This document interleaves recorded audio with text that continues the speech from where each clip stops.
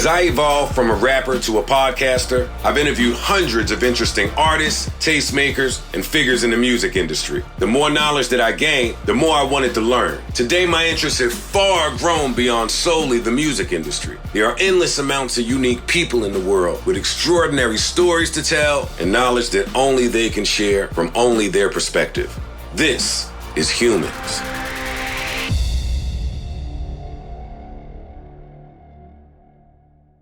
Thursday is usually my self-care day, so when I told my mom I was going to work, she said, "Who are you going to talk to?" I said, "Rob O'Neill," with some other things. Did she know who I am? No. Okay, good. She said, "Who's Rob O'Neill?" I said, "The guy that killed bin Laden." And then she was like congratulating me. Oh, wow. Yeah, like I was had an important role in something. I'm like, I'm just going to speak to him, but I'm just glad you're here. Well, thank you for having me. And she also was telling me how this is so different for me, and that's partly why I'm so excited, because even the conversation we were having earlier, I'm green on just the different divisions, Navy, Marine, sailors, but I'm starting at birth. Cool. How old are you? Good. I am 46 years old. 46, so you're not even that much older than me. No. Wow. Okay, and you were born where? I was born in Butte, Montana. Okay. Butte, Montana is a mining town, and a lot of the folks there are European descent that came over to mine. Started off, my family's from Ireland. They came over from County Cork, moved to Denver, and then up north to Montana. And so it's a big Irish town, one of the biggest St. Patrick's Day celebrations in the country. You never think that. Mm-hmm. So it's up in the mountains, about 5,000 feet, thin air. And then it's Catholic school, hunting, fishing, and then. Well, you just answered my next question. Yeah. What do you do as a child That's in it. Butte, Montana? It was like divided into the seasons. So summer's great. The summers are awesome because it's finally nice weather. Fall is going to be whatever sport you play, and then winter's hunting. Fall and winter's hunting. So deer hunting, elk hunting, antelope. If you're lucky to get a moose or a bear, you can do that, and then get in the spring and get ready for basically ready for the next. You fish, then summer, and then hunting again. So how do you learn how to do these things? Your dad has to Yeah, know. usually your parents will teach you. My dad taught me. My dad got into hunting because he got his second divorce, and he needed something to do, and so we went out to hunt antelope. We had no idea what we were doing. Didn't own guns. We borrowed some guns. Borrowed a car. What type of guns did you borrow? We borrowed, it was a 30-06, which is, I want to say a 30 caliber, and it's just a bolt-action rifle. I ended up getting into a 300 Winchester Magnum, which I eventually used as a Navy SEAL sniper. Same gun, so it was good to get to know the ballistics, but I didn't know anything about it. I thought it was just as simple as, here's the crosshairs in the scope, put the bullet in, pull the trigger, it kicks you really hard, and shoot. Wait a second, man. So how old are you when this is happening? Well, the first time we went out, it might have been 11 or 12. I wasn't hunting, my dad was. He hadn't gone through any hunter safety, but you don't need to be at a certain age. So I just went with him because I thought it'd be fun to pack the cooler with Cokes and snacks and stuff and just go outside and check it out. I'd never been hunting. And so we went out, and antelope hunting is a funny way to get into it because they're fast.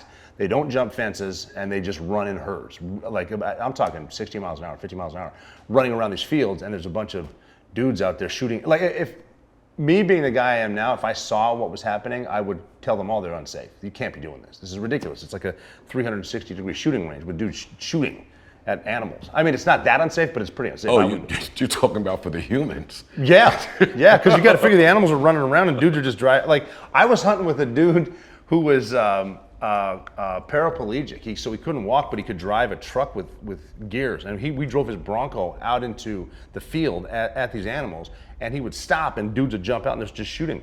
And it seemed cool to me because I didn't know any better. But that's how we started. I mean, it's My heart is beating fast. like I said, I'm not doing that now, and I actually learned how to do it better once I realized that you don't chase the animal, you let the animal come to you. Because I got into deer hunting and then elk hunting, and I started to take it serious. I went through the hunter safety, learned how to use a gun, and I learned how if you're not lazy, you can do it. Like, I would get up at 2 in the morning and then hike up the hill, and I know the elk are going to come. They feed at night. They're going to come up. So you want to catch them and use everything from the wind. If they can smell you, it's as bad as shooting at them. If they smell you, they're gone. So have the wind right and wait for and if they don't come to you, guess what? It's the day that's done. Try again tomorrow or tonight. But they go into the trees and come out at night and then come back in the, they stay out overnight. So you can either catch them at night or in the morning. You're not going to see elk in the day. When are you in school? So that was on the weekends. I'm in school Monday through Friday, but we would take the occasional day off to hunt during hunting season. So that's about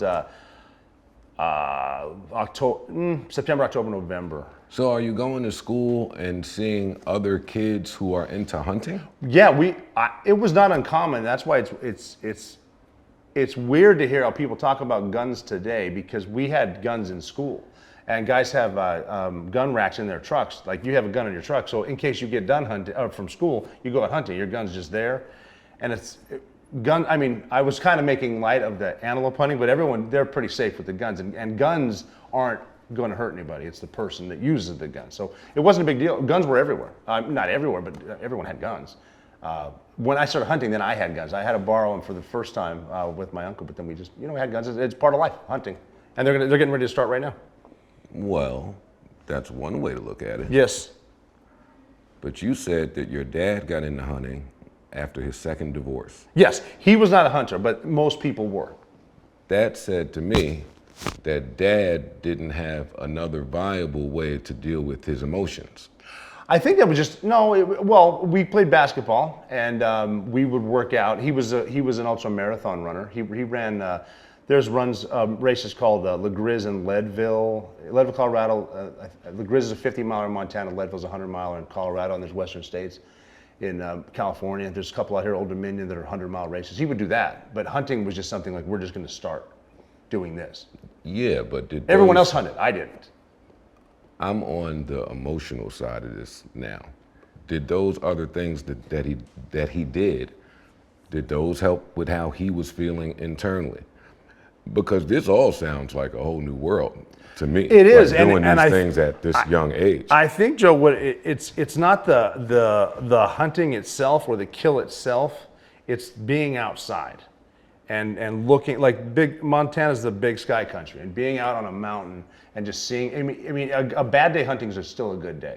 Why? You get out in you're out in the trees, you're out in the mountains. Sometimes you're in the snow. Sometimes I've hunted everywhere from there's no snow on the ground and the sun's up to with the wind chill 20 below zero. So you get that's not fun. But I've seen it so cold out that the elk won't even run. They'll walk away from you because they don't want to waste energy. Wow. And it's just an experience. And it's not like we're going too far. Like, it's an hour drive and then a couple hours hiking. But then you're just up in the trees.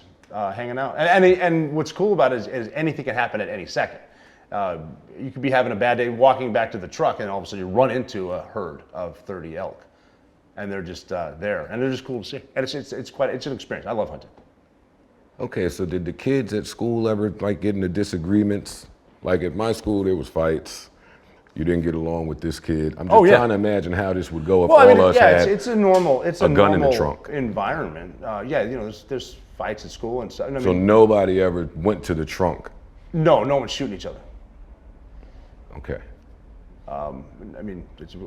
Guns are just a common thing. It's more of a tool than anything. Yeah, but at some point it seems like you would, like if I'm hunting now, and almost like I'm being bred to hunt, I'm out here before I even know what the point of any of this is. At some point, you would want to get to the next level of whatever this rush is, right? I don't think it's a rush. A lot of guys are hunting just to eat. They'll fill their freezer up. You kill an elk, you're gonna eat. You can eat elk all winter. So you got steaks, you got hamburgers, or not hamburgers, but steaks, burgers, jerky, snack sticks, sausages, all kinds of stuff. It's you just fill your freezer. It's good, seriously. And then there's different tastes. Like antelope, it's weird to think about. Like the harder the more they work, the more tone they get. So the worse the meat tastes. Like antelope runs all day, so they taste like shit. And then and elk doesn't. Moose is good. I've had caribou. I killed the caribou in Alaska. You can't just go in the local restaurant up here and order moose. I think you can. You probably could somewhere. Really? Yeah, you can order game online. A lot of people do that. To my house. Well, if you get elk, get elk. Yeah, check it out. Oh yeah. Elk. Mm-hmm. And I'd even mention a grill, but they're not paying yet, so I'm not going to say. Got it. But they know who I'm talking about.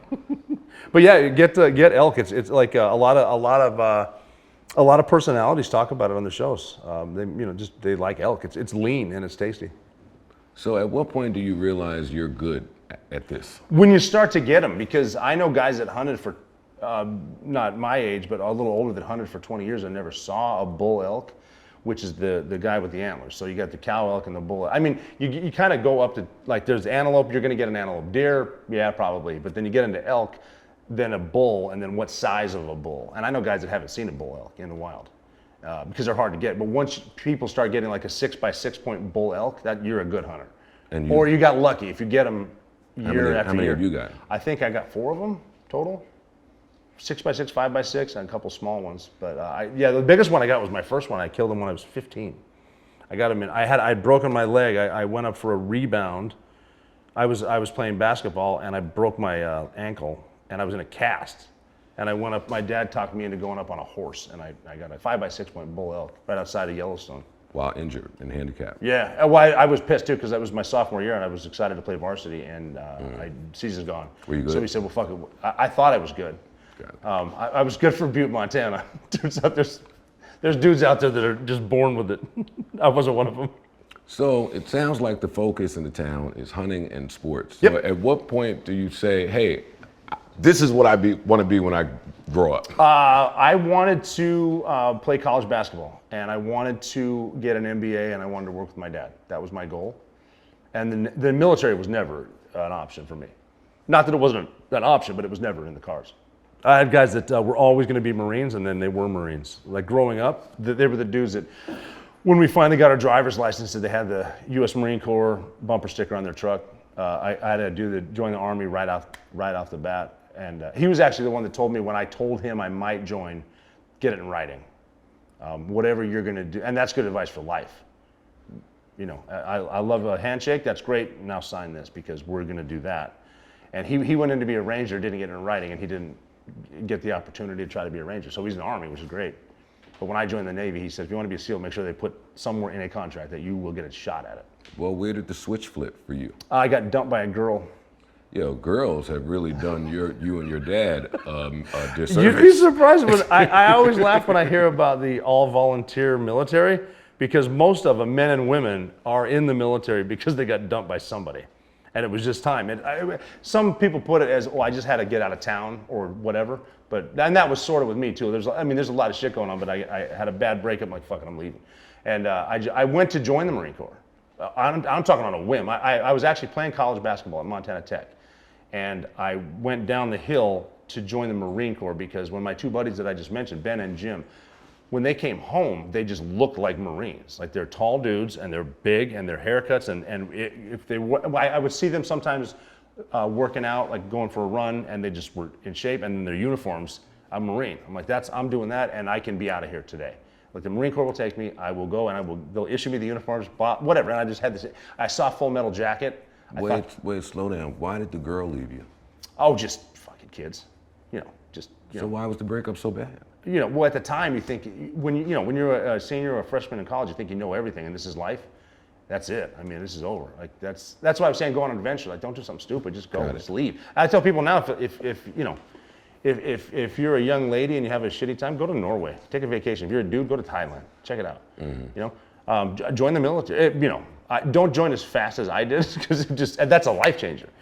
And I went to join the Marine Corps. And the only reason the Marine recruiter was not in the office. So I walked down this hallway. Here's the Marine, Air Force, Army, and Navy. Marine, Air Force, Army. Yeah, it's like a hallway, and Navy. there's 4 offices. And the Marine, I know where he is.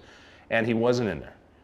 And the only reason, and I'm not making this up, that I went into the Navy guy, because my 2 buddies, Ben and Jim, the Marines, there's a famous joke in the military that said, you might not know this, but the Marine Corps is actually part of the Department of the Navy. It's just the men's department. And so I went in there to ask him, hey, where's the Marine? Because you'll know if you're part of the department. And he goes, this Navy chief, he's in khakis, he's got anchor, so he's a chief, been around.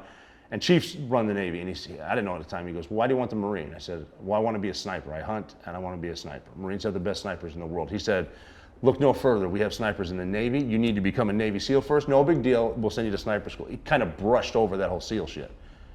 And I didn't know how to swim.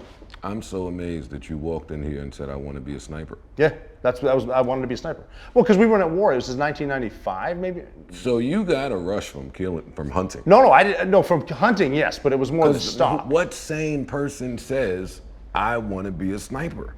Well, because we weren't at war and we were never going to go to war. And so I wanted to go through sniper training. I wanted to learn how to camouflage. I wanted to learn about ballistics, how the bullets work, everything from the windage to the rotation of the earth. I want to know unknown distance. Because that's what we do. The hunting. fun stuff. Seriously, I never thought of killing people. No, We never going to war. We hadn't been to war since Vietnam. I mean, we had Grenada and we had Panama, and then Desert Storm, which was a bombing campaign. I mean, no disrespect to the infantry and the tankers that really got into the shit, but it was over quick. And that was the time that America fought a war like they can. Fought it, won, get out. And so I wanted to go to sniper school. I wanted to wear a ghillie suit, the camouflage shit. I wanted to learn how can I have a trained sniper looking for me and as I'm shooting and he can't see me? I want to learn that. So I want to be a sniper. I want to be a Marine. I want that uniform. And the Navy guy talked me into this. And I didn't know how to swim. And I signed a paper for the delayed entry program. And after I signed, he showed me a video about Navy SEALs. And I was like, what? And I actually went to get my mom. And I said, you need to come. I just did something. And she watched the video. And she didn't say it at the time. But she watched a video about SEALs. And she thought to herself, there's no way he's going to make it through this. What was in the video? This basic underwater demolition SEAL training, which is basic underwater demolition SEAL training, which every Navy SEAL has to go through to get to become the first part. So it's a 26-week course. 4, 8, 12. Where it's wet, cold, sandy, all the time. 1,000 push-ups a day, 1,000 sit-ups a day, 1,000 flutter kicks a day, hundreds of pull-ups a day. There's a grinder. It's an outdoor concrete slab about the size of a football field where they call it a PT, a physical training. You're getting beat. It's a mile from there to the chow hall.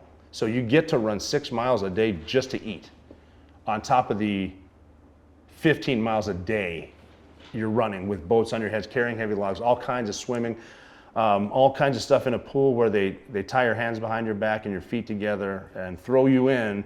One of the drills is that you learn that you exhale, you can sink, and then kick off the bottom, come up, inhale, exhale to sink, and you just do that hours on end. And I started to get relaxed at that point because no one could yell at me because I'm underwater.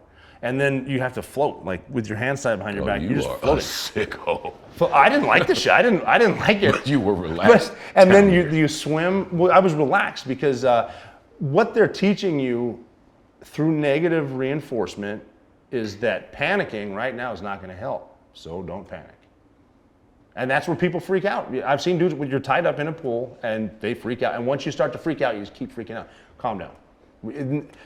Whatever it is that you're worrying about right now, if your worry can't stop it, why are you wasting your energy? I actually was talking to some former NFL players yesterday, and we were discussing how the locker room is such a big deal in the NFL, and that's where the camaraderie is, and same with the team.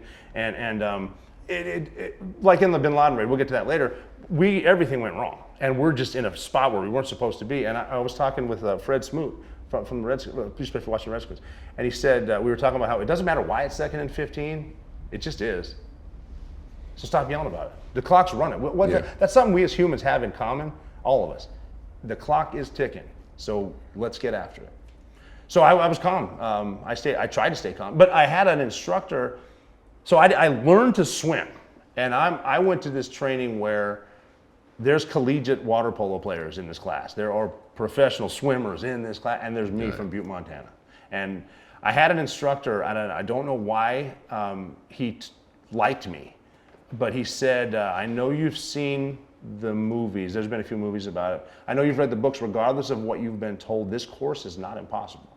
People graduate, okay? He said, look at me, I'm living proof. So I will never ask you to do anything impossible, but I will make you do something very hard, followed by something very hard, followed by something day after day, very hard, day after day, for 8 straight months. And that sounds like a lot to get from now to 8 months from now, but don't think about it that way. That is not how you achieve a long-term goal. I want you to do it like this. Wake up in the morning on time, then make your bed the right way, and then brush your teeth. You just started the day with 3 victories. Make it to the 4 a.m. workout on time. As I'm beating you, don't think about the pain. Concentrate on your next goal in life, which is making it to breakfast. After breakfast, your next goal in life is lunch. After lunch, make it to dinner. After dinner, Do everything you need to do to get back inside that perfectly made bed, and because you took the time for yourself in the morning to make your bed the right way, regardless of how bad today was, and it will be bad, tomorrow is a clean slate. Tomorrow is a fresh start, and when you feel like quitting, which you will, do not quit right now. That's emotion. Quit tomorrow. And if you can keep quitting tomorrow, you can do anything in life. Yeah, you just inspired me to go jump off a building somewhere. I'm fucking ready to go. Isn't that cool? Let's fucking, where are they? But that's it. But that's hey, you're pretty good. Yeah. You should be a motivational speech. Yeah, but that's it in life. Like, look at the, and it's never the shit you worry about that happens. Most of the shit you worry about never happens anyway. It's the stuff you don't see. I remember in 2020, I like to pay attention to current events, and all we were thinking about was who was going to be the Democratic nominee. Is it going to be Joe Biden, Elizabeth Warren, and they're in South Carolina? Is it going to be Bernie Sanders? And that's what I'm thinking about. Then Thursday, lockdown. That came out of nowhere. Now we're all locked down. Now there's COVID. And then one day, through the whole lockdown, I just made my bed every morning. And then you realize we're all kind of in this shit together. Make your bed. Okay, so back to them tying your hands and feet and throwing you in the water. You're great. I got to remember where to stay. So that's basically well, that's part of it. That's the application. That's some of it. I mean, there's 2-mile ocean swims, 4-mile time runs. We have a 5.5 nautical mile ocean swim, which is a 7.2 whatever miles in the ocean. And there's everything in there too. Like people always say, well, what about sharks? I'm like, what about them? That's on them. That if they decide to get me, that's not my call. My worry's not gonna. And they'll ask too, well, how do you tell there's sharks in the water? I'm like, it's simple. You go down there with a spoon to the ocean and taste it, and if it's salty, there's sharks. So don't worry about it. You're not gonna stop them. That's up to him. And I always tell people too, if you've been in the ocean, you've had a positive encounter with sharks. You just don't realize it. They're not on the menu. So, but we do these swims. And listen, I always avoid the water, and see, that's what I tell them. That's what I say. Vacation, I don't care. This is not mine. This is their shit. Yeah. Who says that they can't Nobody just has come over? ever been attacked by a shark at the bar drinking a margarita. You get in the water though, you're at the bottom of the food chain. But we got that. And then there's a part of SEAL training called Hell Week, which is when they wake you up on Sunday and then you don't get to sleep until Friday, and you run about 7 marathons in that time with boats on your heads and wait. Yeah. Sunday to Friday. Yeah. You cannot sleep. You don't sleep. You're moving the whole time. The entire time. The whole time. And that's where most SEAL candidates drop out. It gets hard. And ring the bell? Yeah, that's when you go ring that bell. Yes. That bell. The bell's right there. And the shitty thing about SEAL training is you'd surprise yourself when I started Hell Week, that same instructor said, you're about to go to war for the first time, and the enemy is all your doubts, all your fears, and everyone you know back home that told you you couldn't do this. Keep your head down, keep moving forward, no matter what, never quit, and you'll be fine.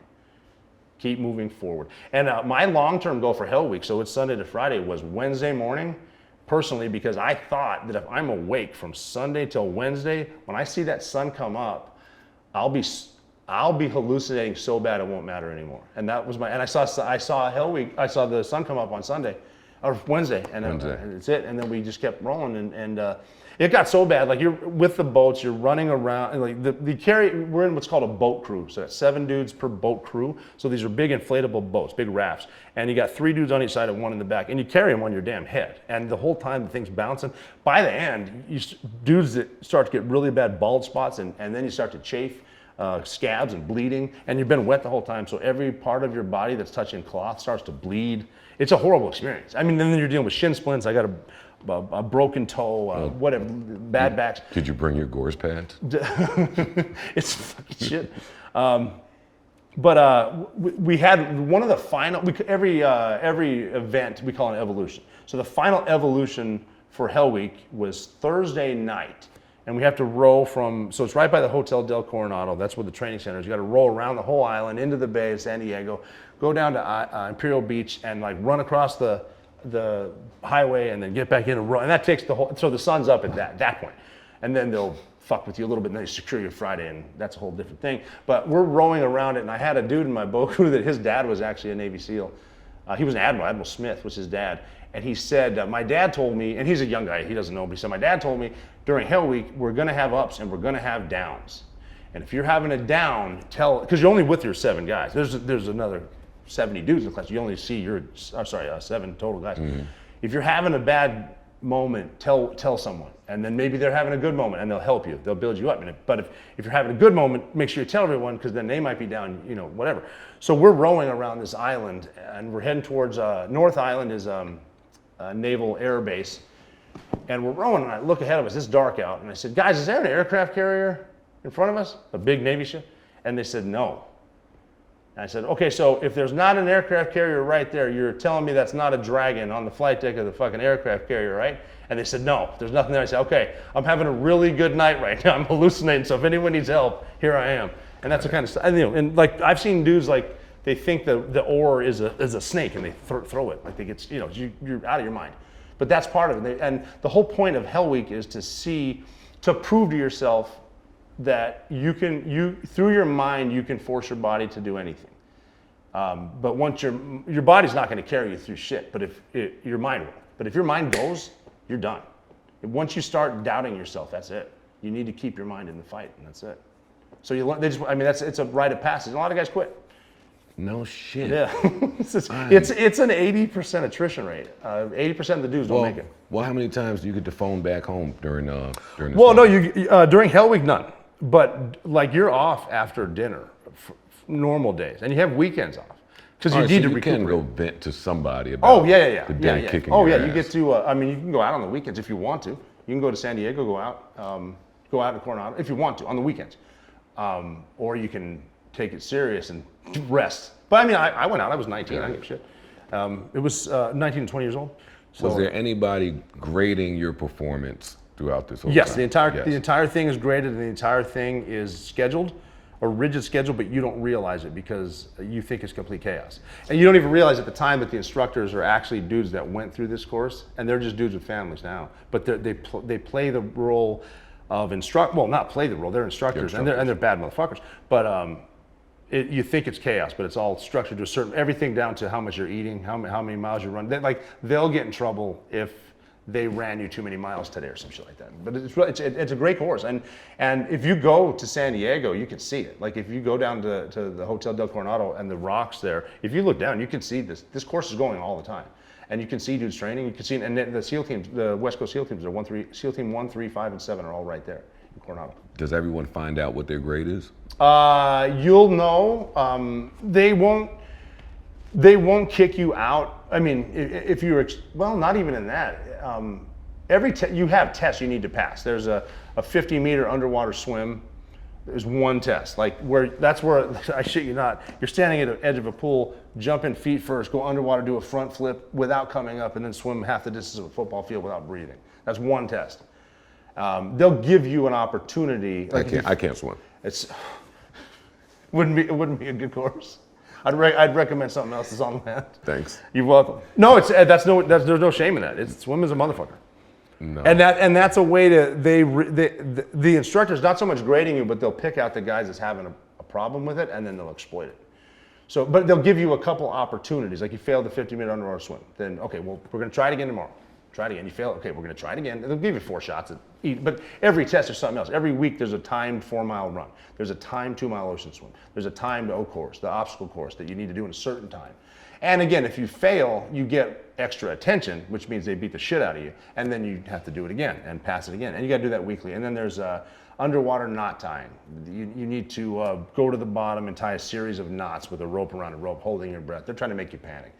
There's life-saving drills, CPR type stuff. I've seen that in movies, the knot time. Yeah, and it gets in your head. I mean, because you'll tie the right knot and put your hands out, and the instructor's looking at you, and he'll just tell you it's wrong, even though you know it's right. And so you untie. He goes up for air, and you stay down there. And it gets to a point, you know what? If I pass out under here, he's gonna save me. So whatever. Hopefully. Well, we had a dude with underwater knot tying. You have to tie 5 knots in a row. And a friend of mine named John, was on his last attempt. He knows if he doesn't get all 5 knots, they're going to kick him out. And so on his 5th knot is when he drowned. So he had that attitude. He just drowned down there. So the instructor came down to get him. He's not trying to kill him. So he grabbed him, he brought him to the top and threw him over the side of the pool. He hopped out, he's yelling for the medic to come over, and the medic's like running around this huge pool, and the instructor realized that's too much time, so he got on him and started doing a sternum rub. He started CPR, and I was watching this happen, and I could hear him yelling, come back to the light or something like that. And John was out for about a minute and a half, and he finally spit up all the water out of his lungs, and the first thing he said when he came back to life was, "Did I pass?"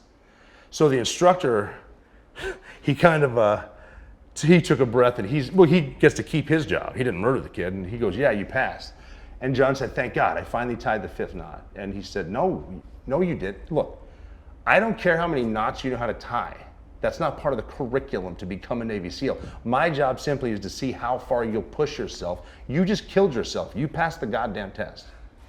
So that was it. So there's tests like that. So this is a Monday through Friday, and then Hell Weeks the whole time. And then that's like the first 9 weeks is this really intense physical. It's all physical training. It's everything physical. Then if you graduate that, you get into dive. So there's 3 phases. First phase is training, physical training. Second phase is dive phase. So now you're learning what's it called? Scuba diving. Dive. Got it. So you start off with open circuit, which is the bubble, scuba, self-contained underwater breathing. But you need to learn the mechanics of diving, the medicine, the laws, the physics involved with diving. Like different laws, like Boyle's law is that volume and pressure are inversely related. So the further you get in pressure, further you get in depth of water, the less volume. So that's important to know, because if you're breathing compressed air at 20 feet and you freak out and hold your breath and go up, guess what? That just expanded. It just blew your lungs up. So you need to know shit like that. It's important not to get an arterial gas embolism. So diving there's stuff with nitrogen, how at certain depths you need to stop at a certain area to let it soak back into your skin. Oxygen gets toxic if you're breathing pure oxygen. Mixed gases can get, so you gotta learn a bunch of shit. But they don't do it in a fun classroom type way. They take you down to the bottom of a pool, and one of the tests is called pool competency, they're so-called pool comp. But and they say we're gonna simulate surf hits, like if you hit a wave, which is stupid because you shouldn't be scuba diving in waves anyway. So basically they come down there and they beat your ass, turn your hair off, pull off your mask, take off your fins, they roll you around, and they tie. We're diving these old school World War II double hose actuators. So you got a twin tanks on your back, an inhale tube and an exhale tube that goes out. And they just start tying that shit in knots. And then you're supposed to know the process to turn. So the way you do, so once they're done, you can't fight back. You let them hit you. And keep in mind, if you start moving around, you could die. And then they let you go, and then now you have to, okay. And I always tell people that a good way to remember stuff, and this is in life too, the way you deal with chaos is take a breath. Even if you're having a meeting and it's a shitty meeting, stand up and take a breath. Everyone breathe. And don't send that mean text message right now. Just take a breath. So just listen to him. Yeah, Don't. but this is. You don't have to go through You'd be shit. surprised how everything in life relates to this. I understand. Abraham Lincoln used to write really mean notes to people, and he'd put them in his desk, and he wouldn't send them. But it feels so good to write it. That's so true. with pool comp, it was just okay, I can't breathe. I need to take a breath. So you turn your air on. Okay. There it is. And now hopefully I can take my hose out and breathe. Now, if there's a knot, I got to figure that knot out. If I can't figure the knot out, I need to go through a process of take off my weight belt and put it on my knees so I can kneel. That's going to keep me down. Then I forget the process, but I think it's waist strap, chest strap, pull them off and look at it. Now I got to find the knot. Now I pull it off. There's my breath. Now I put it back on. And then I go like chest strap, waist strap, and the belt. And so you're doing this, and you're supposed to know which knot is which. This goes about an hour. And there's supposed to be a knot at the end that you can't untie, and that's when you ask them to go up. And they call it the whammy knot. So you're supposed to take it off, and you can't get it, and you look at the instructor, and you're asking, and he says, okay. And then in the process that you have to kiss the floor and start to exhale. And all they're teaching you, the reason you're doing that is they're teaching you that this means now I got to breathe, because I'm going to go up holding my breath at depth. So I'm showing you that I know Boyle's law. I'm going to exhale the whole way up because it starts to expand. And we do tests where you go down to 70. This is like our version of Squid Game. It's fucking crazy, isn't it? Yeah. This is nuts. This is one test. And then you exhale the entire time. And here's another part. So now you got to put your hand up, come through the water. As soon as you get out, you need to look at your instructor and you have to say, I feel fine. And the reason you say I feel fine is because if you have an embolism, you'll come out, instead of an F, you'll say an M, like I mean, and they'll know you're fucked up now, we gotta treat you. So you do all that, I feel fine. And then you look at the instructor and he goes, O'Neill, failed. That's it. Or, O'Neill, you passed. And you're done with that. And then you go to the next evolution. Okay, so That's one test. And you went through 26 months? Weeks. So that's die phase, and then the third phase is land warfare. So you get into guns, learn how to shoot, all the different weapons that we use, everything from pistol up to a belt-fed machine gun. We learn how to use explosives, C4, TNT, how to set them off, time fuse, non-electric, electric, and then basic combat tactics, basic stuff, just to understand the guy in front's the point man, the guy in back's rear security. The boss is in there somewhere, here's the radio guy, here's the two dudes with the automatic weapons, here's the medic. And these kind of, I mean, you think you learn a shit, but you learn enough to realize you don't really know shit yet. Got it. And you get done with that course, then you get assigned to a SEAL team.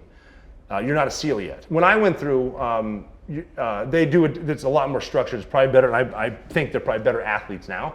But in my time, we finished BUDS, Basic Underwater Demolition SEAL Training. Then we went to Fort Benning, Georgia, the Army Airborne, which is a classic, historic airborne.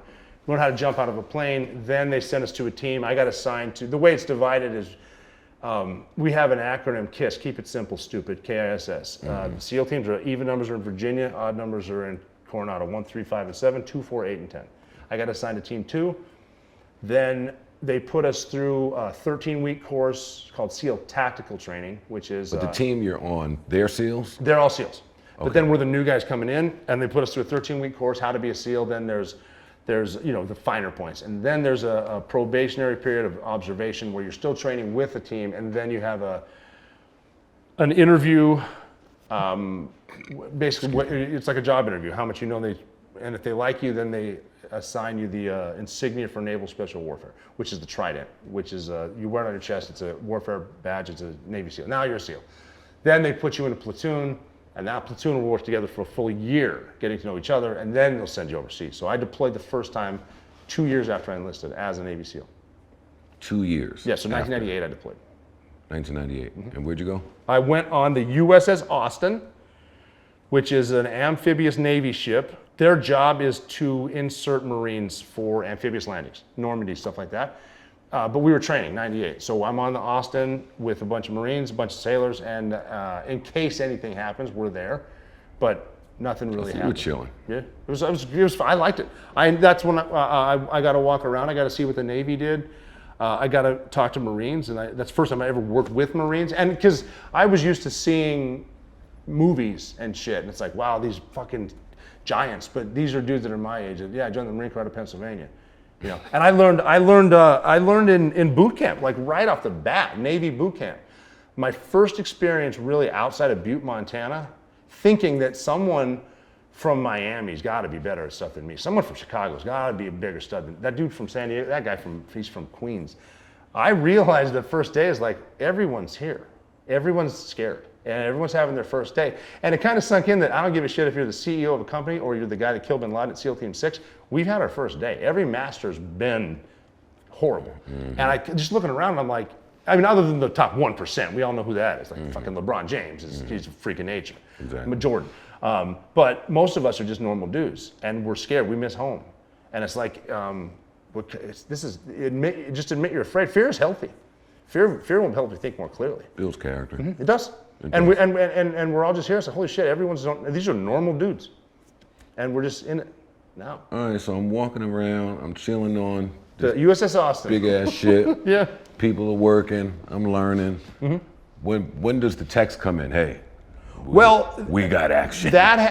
So 98. So obviously pre 9/11, we were just basically training with other countries. So the Mobile Amphibious Ready Group, which is a few ships with Marines, we're going to train with the Spanish. We're going to train in Egypt. We're going to just training in case of something.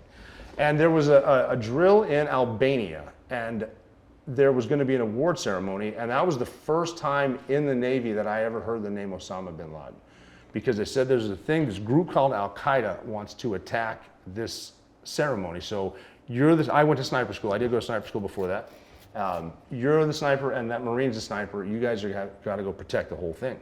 And that's the first time I heard bin Laden. And I knew who he was. But Al-Qaeda was, we knew they declared war on us and they attacked. So you went to sniper school, but at this point, it was never game time action yet. No.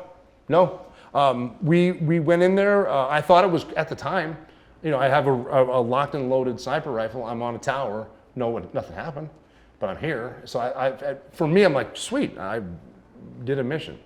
But then we would just train. Like we went to Italy a bunch of times. Wait, slow down.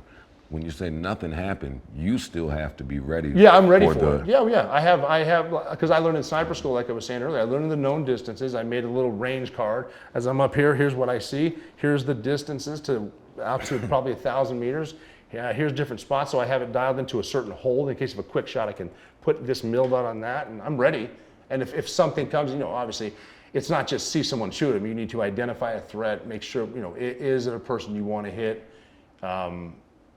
And for me, it was exciting because no one had shot anybody in combat since Desert Storm, I think.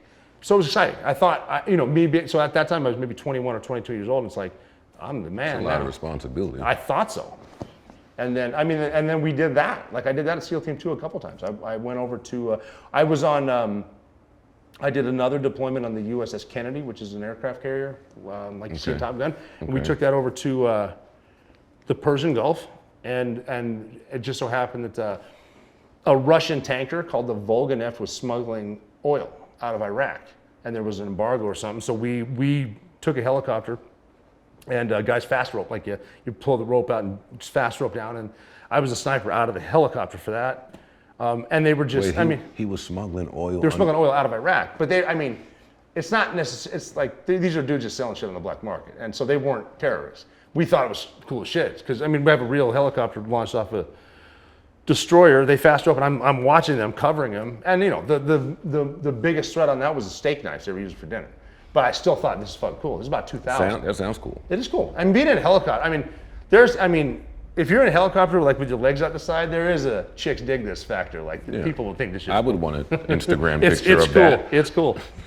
And we did that, and we a couple other minor things, but no shots fired, nothing bad. And I actually went to Kosovo, where obviously over there in the Bosnia, Kosovo, former Yugoslavia area, there was a lot of ethnic cleansing, horrible shit going on, and America and the coalition went as peacekeepers, but we came in after, and we were just, I was doing sniper skills, like setting up in trees, kind of like I grew up in Montana, but watching to make sure nothing happened. And we actually got back from that. And so we were staged out of Germany, and I got my gear all clean, and do we do a lot of that? Peacekeeping? There is a lot, yeah, but it's not. It's not as bad as you'd think. Like I know I had buddies that we learned there is you're probably not as good as you think. You're gonna get spotted, and it's usually by someone doing his job. It's usually someone out walking his goats, and they kind of bump into it like, all right, found you, no big deal at the time. But we got back from that, and I was in the operations office, which is like any office. There's computers and cubicles, and there's a TV on. And they went to breaking news, and they said an airplane just hit one of the towers in New York. Okay. And I turned around and I'm like, what the fuck is this? And so a couple of SEALs, we got in Kosovo thinking we're the shit. Mm-hmm. And then we're kind of watching, and we saw the explosion, and one of my guys goes, did you see that second fucking plane? And a bunch of Navy SEALs, and one of my guys within 10 seconds said, this is Osama bin Laden. And everything we know just changed. And that's when it got fucking real. That went from a dude that got dumped that wanted to learn how to swim to, let's go fuck somebody up. Slow down, buddy. I'm not letting you do that one. Oh, where are we going to go? I kind of go off my own. Listen, have you seen any of the docs? The 911 docs? Which ones? The 9/11 docs. Any of the ones that allege that... Oh, the inside job?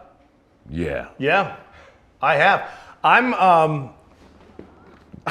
I'm willing to give people the benefit of the doubt, and I'm not a dude that 100% trusts our government.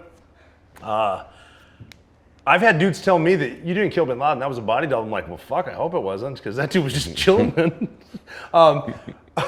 But I mean, I've heard that one too. yeah, I have. I mean, I've heard it all. It's like, and I mean, all I can do is tell you what I saw and what I know. And I mean, as far as the because you're in the office and immediately that was well, we Osama didn't. bin Laden. Well, that's because we knew Al Qaeda. Like this is Al Qaeda, and then someone said Osama bin Laden because he runs Al Qaeda. Because we knew about the thought that he and Ayman al-Zawahiri had. They said we're coming to war after you, and we knew they attacked the World Trade Center in '93. And what Al Qaeda does is they don't ever forget, and that's what sucks about now. And I don't want to be right, but I am.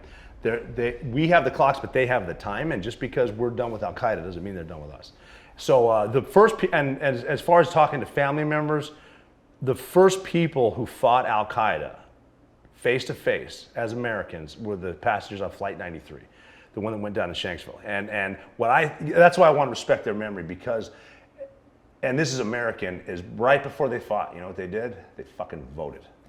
And that's America. They're like, are we going to fight these guys? Who's in? I'm in. Fuck it. Let's roll. And that's, you know, I've talked to the family. I know. I mean, and there's conspiracies about everything. And what we're finding out too is like the difference between the truth and the conspiracy theory is usually 6 months. So, you know. But as far as 9/11, I mean, we knew Al Qaeda was coming. Like I called my brother that morning. He's in Montana, so I'm in Germany, and it's 9:03 a.m. So it's 7 in Montana. Mm-hmm. And he's awake. He's a DJ. He's a funny dude. He's got his own morning show. And that's why I learned how to tell stories from him. And I said, Tom, you need to turn on the TV. And he goes, which channel? I said, doesn't matter. Any of them. Any of them. And welcome to my world. Because I'd always been the dude, I'd say something over, you know, a few cocktails up at the Club 13 in Butte, Montana when I'm on leave. And I'm saying, hey, these motherfuckers, doesn't matter. They don't give a shit what your sexual orientation is. They don't care what color your skin is. There are dudes out there that want to kill all of us because we don't believe exactly what they believe. And I would tell them, like, you're just full of shit. I'm like, I'm not. And I'm not being a dick. And it's not everybody. It's a few of these fucking people that are crazy. And we get, I mean, I don't care where you vote, what your favorite team is.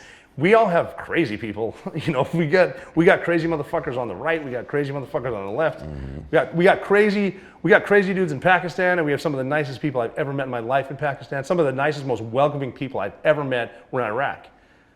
Most people are good people. But the crazy ones get like what did Babe Ruth say? The loudest boos come from the cheapest seats. Yeah, but then how do you feel about? Well, you don't have any game time action at this point. Now? No. Then no. So 9/11 happens. There's still no game time action. Nope. The next course of action for you is what? We didn't know. We knew Al Qaeda was in Afghanistan and Sudan, and so we didn't know because I just cleaned my gear. Are we going to Sudan right now? What do we got? What do you need from us? Because no one knew what's going on. Because there was obviously the Pentagon got hit. Then there was, you know, the anthrax scares. So we don't know what's happening. We don't know if they're sleeper cells. They ended up sending us back to Virginia Beach. We went home. Like I didn't fight for a while.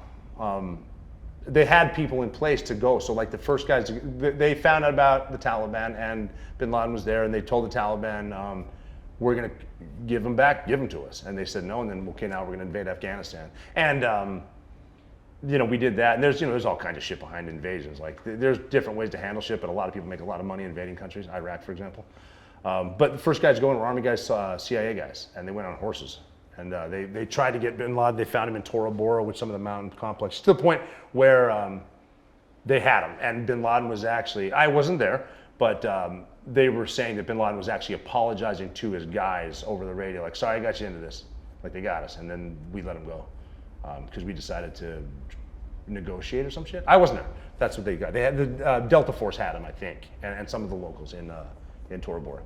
And then we just kept the fight up. And I always thought that the fight was going to be get Al Qaeda out and then kill bin Laden, and that's what I thought should have been done. Okay, so he goes, and then y'all go. Yeah. What the fuck? Well, we didn't know because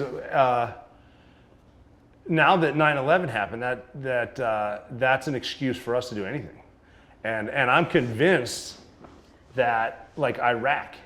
I guarantee you they were making plans to invade Iraq 2 months after 9/11 because George Bush wanted to invade Iraq because of what Saddam Hussein was saying about his father.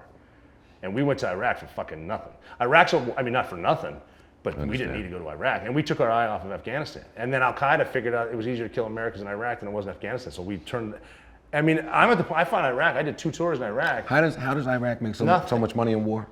Well, Iraq doesn't, we do. Because, even with the debauched withdrawal in Afghanistan, we left all that shit there. There's a reason we did that, because now someone's cutting a contract to these contracts. Oh, we got to make more now. We need more helicopters and tanks and shit.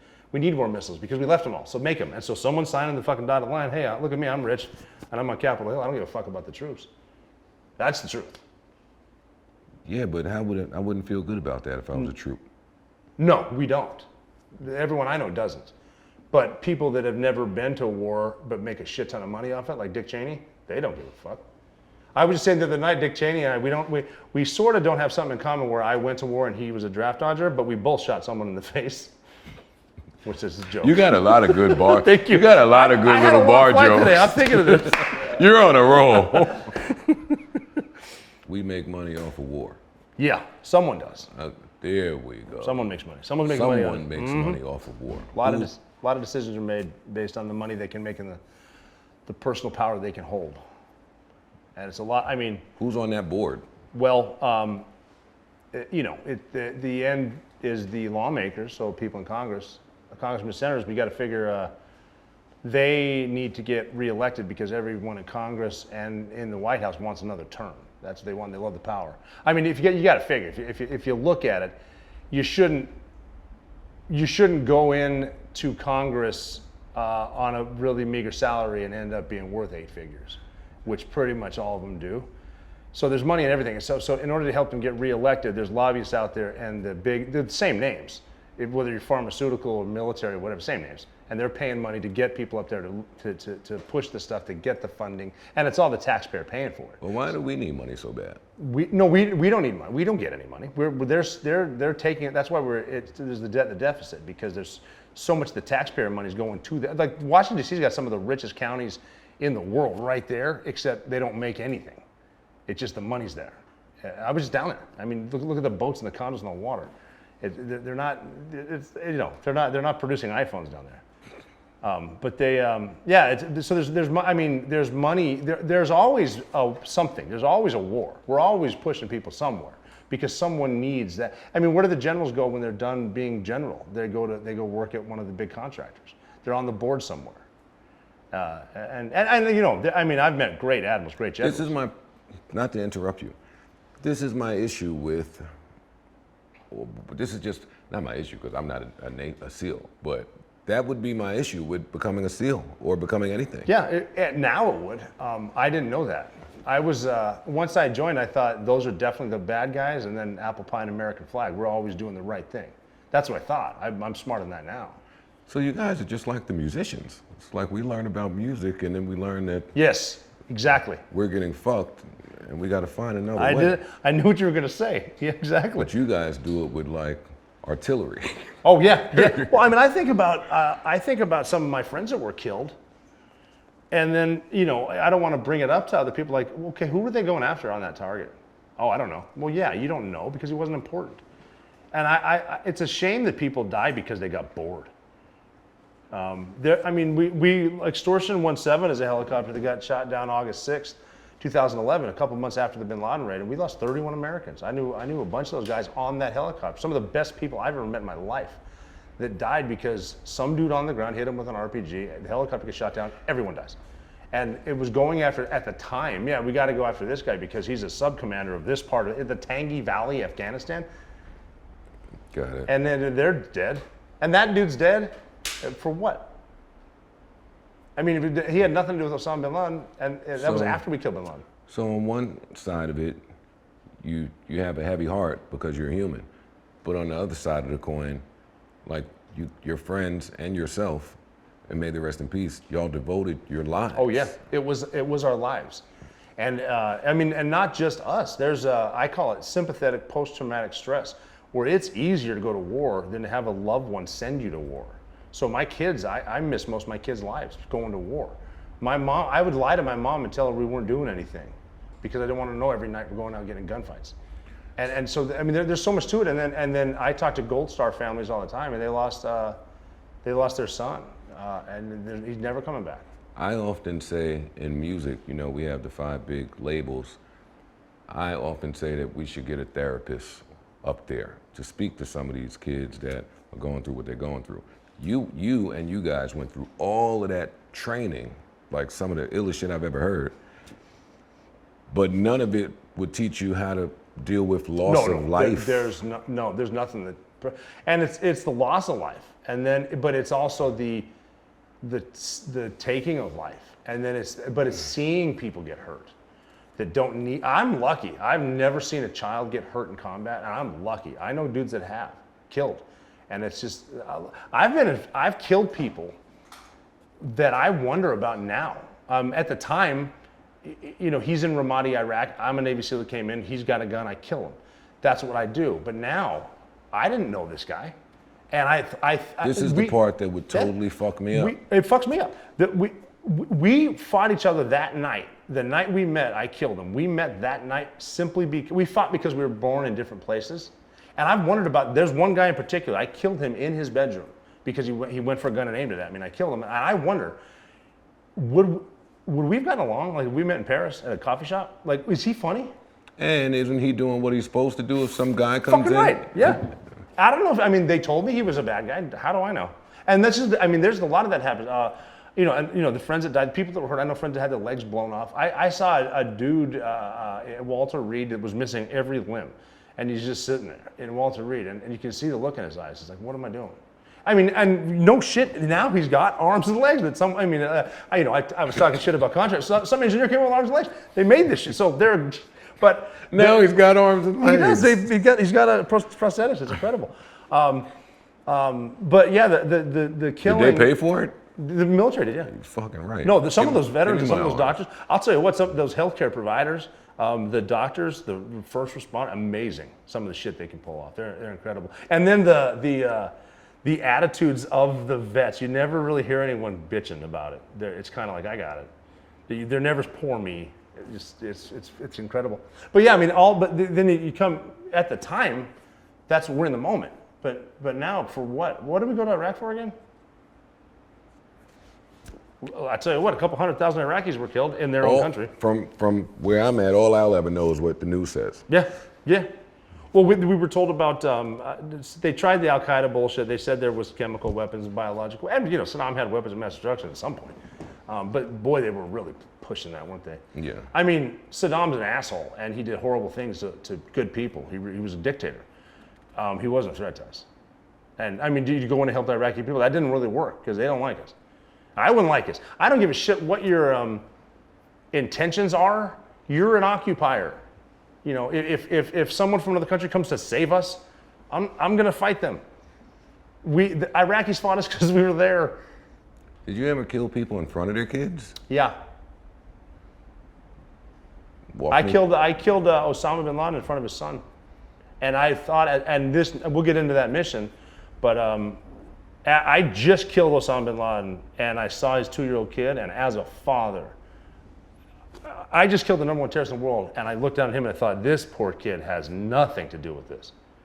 And I actually picked him up. You know, it's like. And took him where? Put him over with it next to his mom on the bed. 2 years old, nothing to do with this. He didn't even know how to speak yet. That'll fuck you up, probably. Yep, it will. More than him.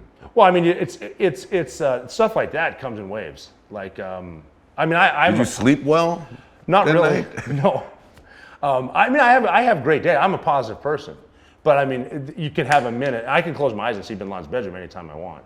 And I think about that dude that I talk about killing in his bedroom. I think about him every day.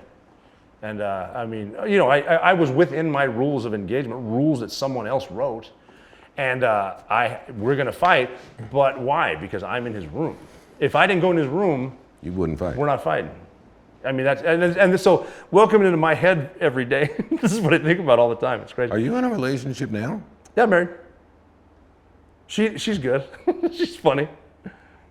How does she deal with all of this? No, it's tough. She sees it. I got married. Somebody has to see the side effects of all of this shit that you speak about, like just going to get the paper. Yeah, well, I mean, it's not as bad as I'm making it sound. I have great days. I'm positive dude. I love to tell jokes. I love comedies, like shit like that. But like if I'm by myself, it's like you can get in your own head, and I'll think about shit. But I've done therapy. I've talked to psychiatrists. I've done some. There's some therapy available that's not legal in some places that veterans should get. Like DMT. What is the incredible. DMT? It's a psychedelic. And you get in, it's like it's getting a lot of vets do. A lot of guys have to go out of the country to do it. And I'm not going to say where I did it, but you get a tour of your soul from yourself and like a spirit. It's crazy. But I did it, and I'm talking, you go back to your ancestors and you see people that are. I've only heard about it's this. Fucking insane. Like an urban The first legend. time I did it, my wife was there, and the doctor that was doing it was there, and I had this episode. It was healing as hell, and I came to, and I was like, my God, how many hours was I out? And she said, like 2.5 minutes. But it's, you just go in your own brain. It's crazy. Anyway, the therapy. And you can't bring that back over here. No, but they should have that. That's something. Instead of talking about yelling at each other on television about invading someone's house, they should be talking about what should we legally do. Why aren't we giving weed to vets? I mean, that helps. Honestly. And so, I mean, some dudes it ain't the right thing. Some dudes it is. So let them do it. Yeah. What's the problem?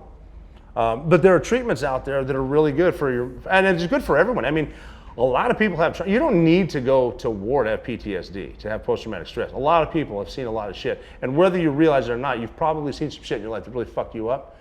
And admitting it is one thing, but then the treatment that's available in a safe environment, can't beat it. I mean, the DMT, man, I'll do it again. And it's healing. And that whole day is, I wish that I was that peaceful all the time, just after a treatment. So before you get to the Bin Laden, how much game action has there been? Like real time?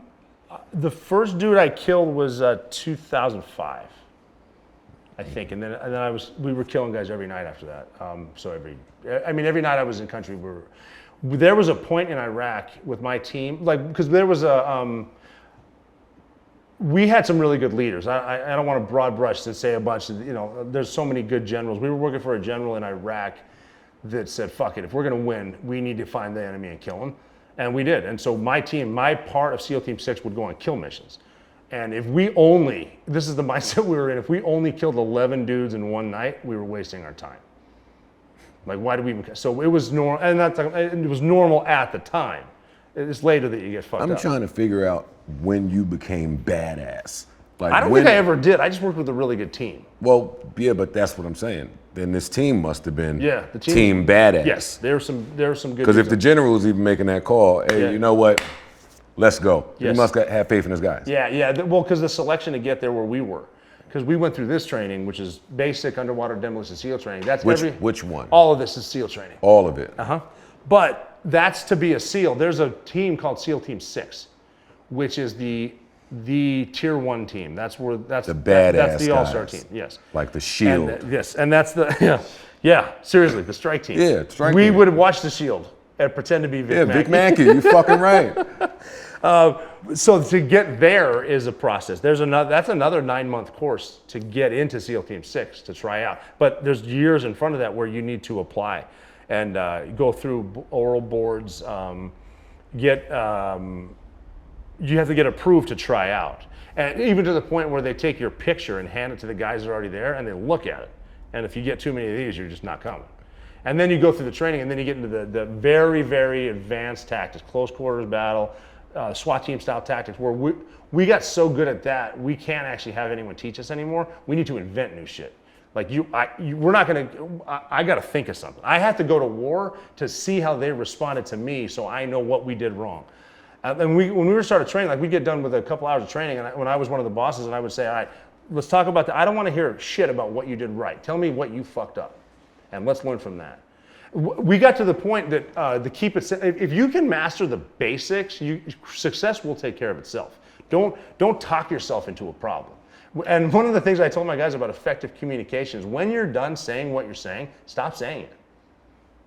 That's it. Here's my point. Done. Stop. I don't want to hear you talk. We had an issue with when you're doing close quarters battle, the SWAT team stuff. Like you got guys going down hallways potentially at the same time, interacting with each other. But it's a good guy, and you don't want to shoot your friend. Don't want friendly fire coming back on each other. And we're always trying to think, okay, how do we call it deconflict. How do I deconflict with you to know you're a good guy? And we went from everything like, okay, do we take one of those, like a chem light, glow stick, and like, do we hide in it? Do we put it under the door so you see it as a blue chem light? No, that doesn't make sense because if it's a bad guy, do I knock? And no, doesn't make, and we got to the point where I said, all right, here's the thing. Because it used to be don't point your gun at your friend. Well, you know what? You can now. Don't shoot someone who's dressed like you. And the rule I made was don't shoot someone who looks like you. That's it. So if I come in, and by that I mean, you see I have an AK-47, we don't, he's a bad guy. So if I come in, I will literally go, my bad. Sorry, I pointed a gun, even if it's on fire, I didn't pull the trigger. Just get over it. So that's what we did. And then we'd stop talking. I'll watch action. I'm horrible to watch action movies with. Because they'll do shit like they'll come in, clear, clear, clear, fire in the hole. It's like, why don't you just yell, hey, I'm over here? Like when I see a dude, it's like, are your guys behind you? Yes. Did they see you put a bomb on the door? Yes.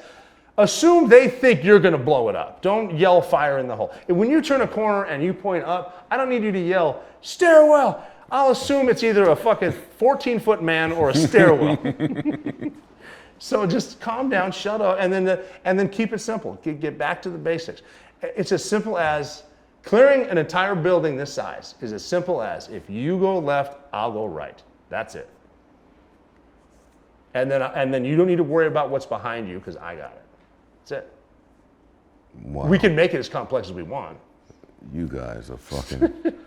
So give me some more shit from the badass guys. What else did you guys have to go do? Well, the skydiving stuff was we're all good at skydiving, but we knew that we as SEAL because the two tier 1 units are SEAL Team 6 and Delta Force. So Delta's Army, and they're fucking studs. Which team got trapped in Lone Survivor? That was a SEAL team. That was SEAL Team 10.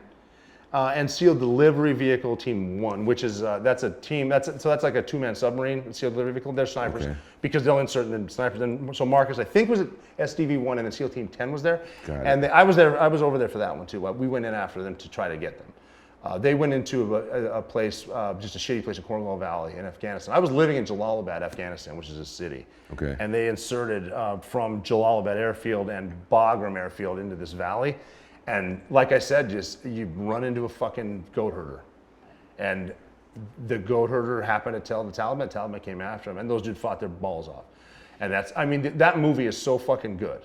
The only thing they got wrong, and Marcus is a really good friend of mine, the only thing that they got wrong in the movie is they couldn't make the mountain steep enough in the movie. Like, you just can't. That's the Western Himalayas, right? This is fucking serious shit. And these dudes are fighting. Fighting with dudes that live in that part of the world, the Afghans, are some of the hardest motherfuckers I've ever seen. They can sprint up mountains. They live in the mountains, and all they know is war. They've never been, not since the 70s have they been at peace. Like they're dudes that are so in the backcountry that they thought we were Russians, and they thought that 9/11 was a response to us invading them. Right, just anyway, that was SEAL Team 10. That was another team. They were Navy SEALs though. And we we went in after them because they shot it. Marcus and Matt Axelson and Danny Dietz and Mike Murphy got attacked, and they sent in a helicopter to get them, Turbine 3-3, and I was actually one of the last guys to see them alive. They left in 2 helicopters, and one of them got shot down. So now you lost, I think, 16 dudes on the helicopter.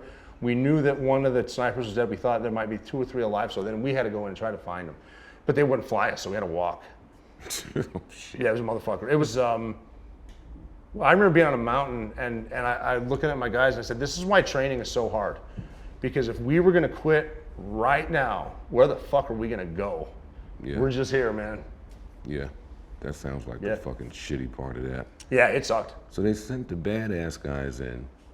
Well, not just us. They sent like us and everyone available. They sent Marines and Rangers and Green Berets and just trying to. We didn't know where the guys were, and we knew where the crash site was, and we didn't know if someone lived. So we got to get there now. So it's like you're hauling ass.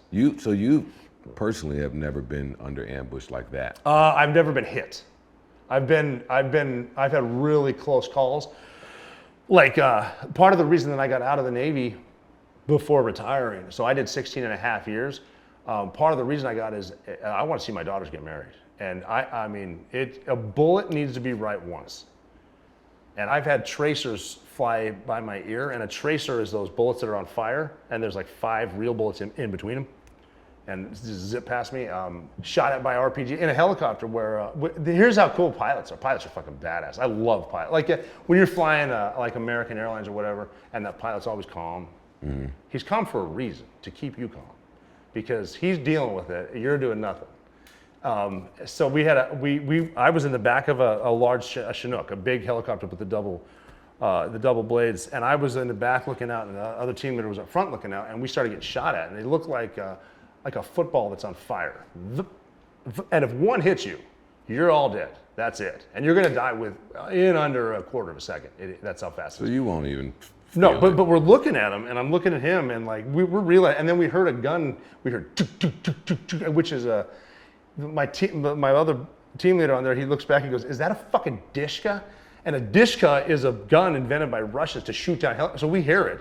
So we're seeing these footballs. We hear this dishka, and the pilot just came over the radio for us, and he just all he said to come he goes, "Well, this is fucking bullshit."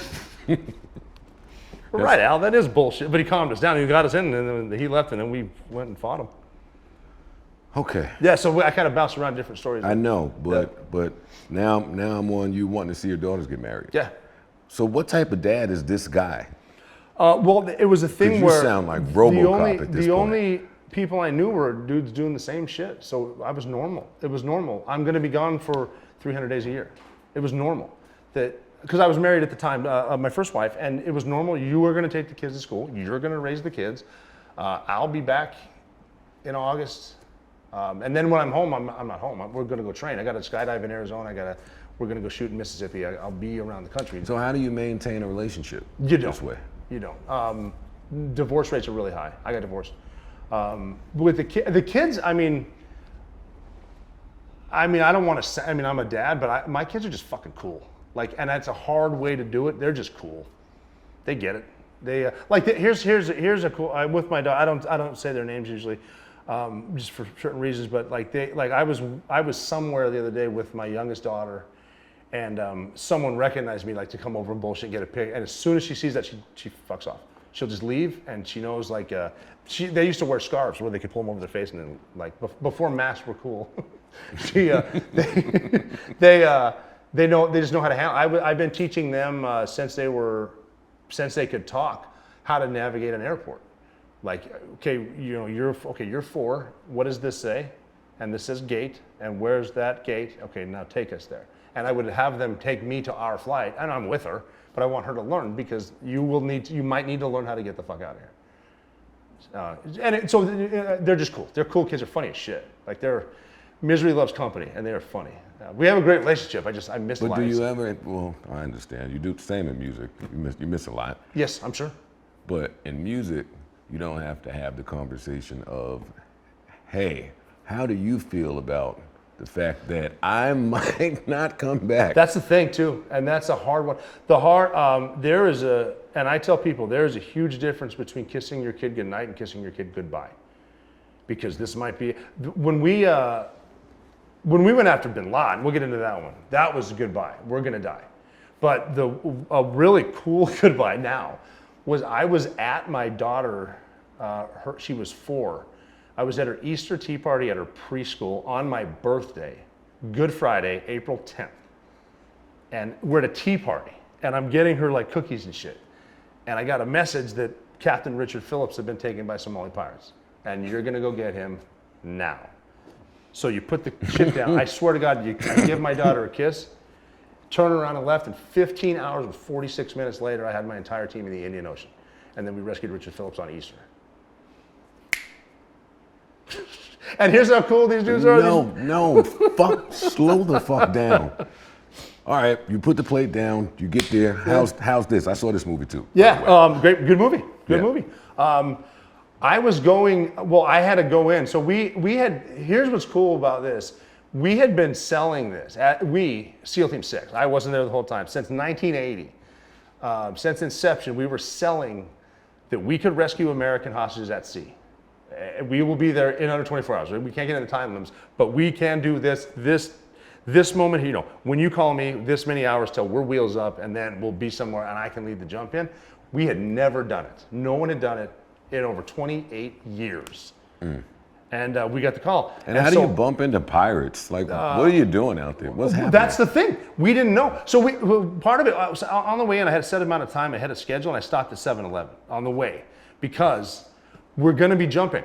You are a psycho. But get a load of this. Here's what I was thinking: there's never a perfect plan. What if we don't land where we want? And we are going to be on the East Coast. Got to get your last cup of coffee. I went to get Copenhagen cigarettes and money because if I land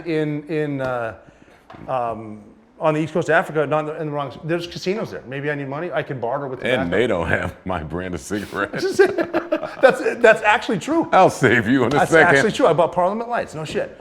And Copenhagen. But because if I land somewhere, I can. This is collateral now. I might be able to use it if I don't, and I have it if I need it. And then we were flying over there, and now you got to figure. Now we've been at war quite a bit. This is 2008, I think, right? 2009. We've been at war a lot, but now we're going on the East Coast of Somalia. We're not at war with any of these guys, and like it or not, these are not terrorists. These are criminals. And this happens to be a way to make money because they have been doing this, and the insurance company always pays. This is a lucrative business because they don't hurt anybody. They give everything back. They get paid. We're just going to keep doing it. Makes sense. So we're flying over there, and we're like, we have never thought of this because at this point, they're towing that lifeboat behind a Navy destroyer. In 28 years, we had never thought of that. So I remember being on the plane like, okay, everybody think of something. And we'll just start narrowing it down. We'll write it up on a whiteboard, we'll narrow it down. And we came up, my plan was I try to humanize these dudes. I'm like, look, they realize they fucked up now and they just want to go home. So get the elders in their village a radio, get them a radio, let them talk. They're seasick. They're out of cot, that drug they like to take. They're out of it. They want to get the fuck off the boat. So we'll just have them talk to the village and start towing them in. And then at night, just jam the communications, drop my team off. And when they come off the boat, we'll handle them. If they, if they get off and want to just surrender, cool. Go back, give us that guy, bat on you, we'll leave. Something like that. Can we just ram the boat with one of our boats? Some shit like that. We just put the snipers on the fantail, the back of the boat, to watch them. Make sure nothing unsafe happens while we're deciding what the fuck we're gonna do. Something unsafe happened. And there was no 3, 2, 1, execute. They just shot because they were doing a mock execution of Richard Phillips. And so the snipers took the shots. And what's awesome, that when you talk about studs, badass I work with, think about this. That was a long weekend. They were in their own beds. They had some tricks what I'm saying, up their sleeves, huh? We hadn't done it in 28 years.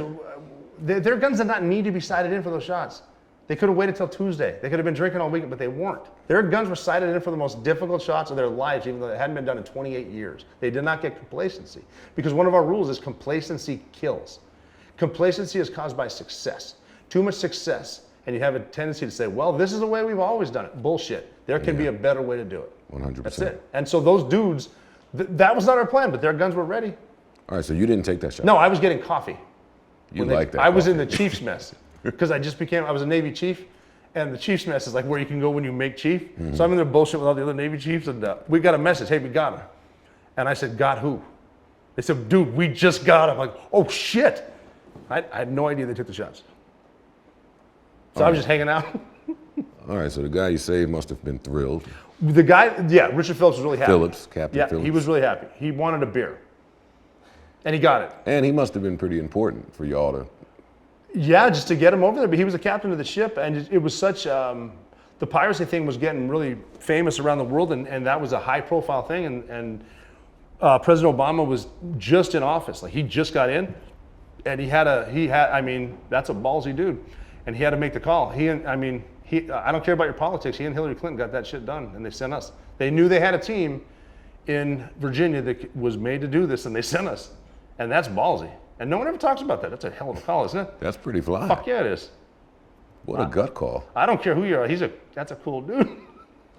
Well, y'all successfully managed. Every time I got any job from President Obama, it was a good deal.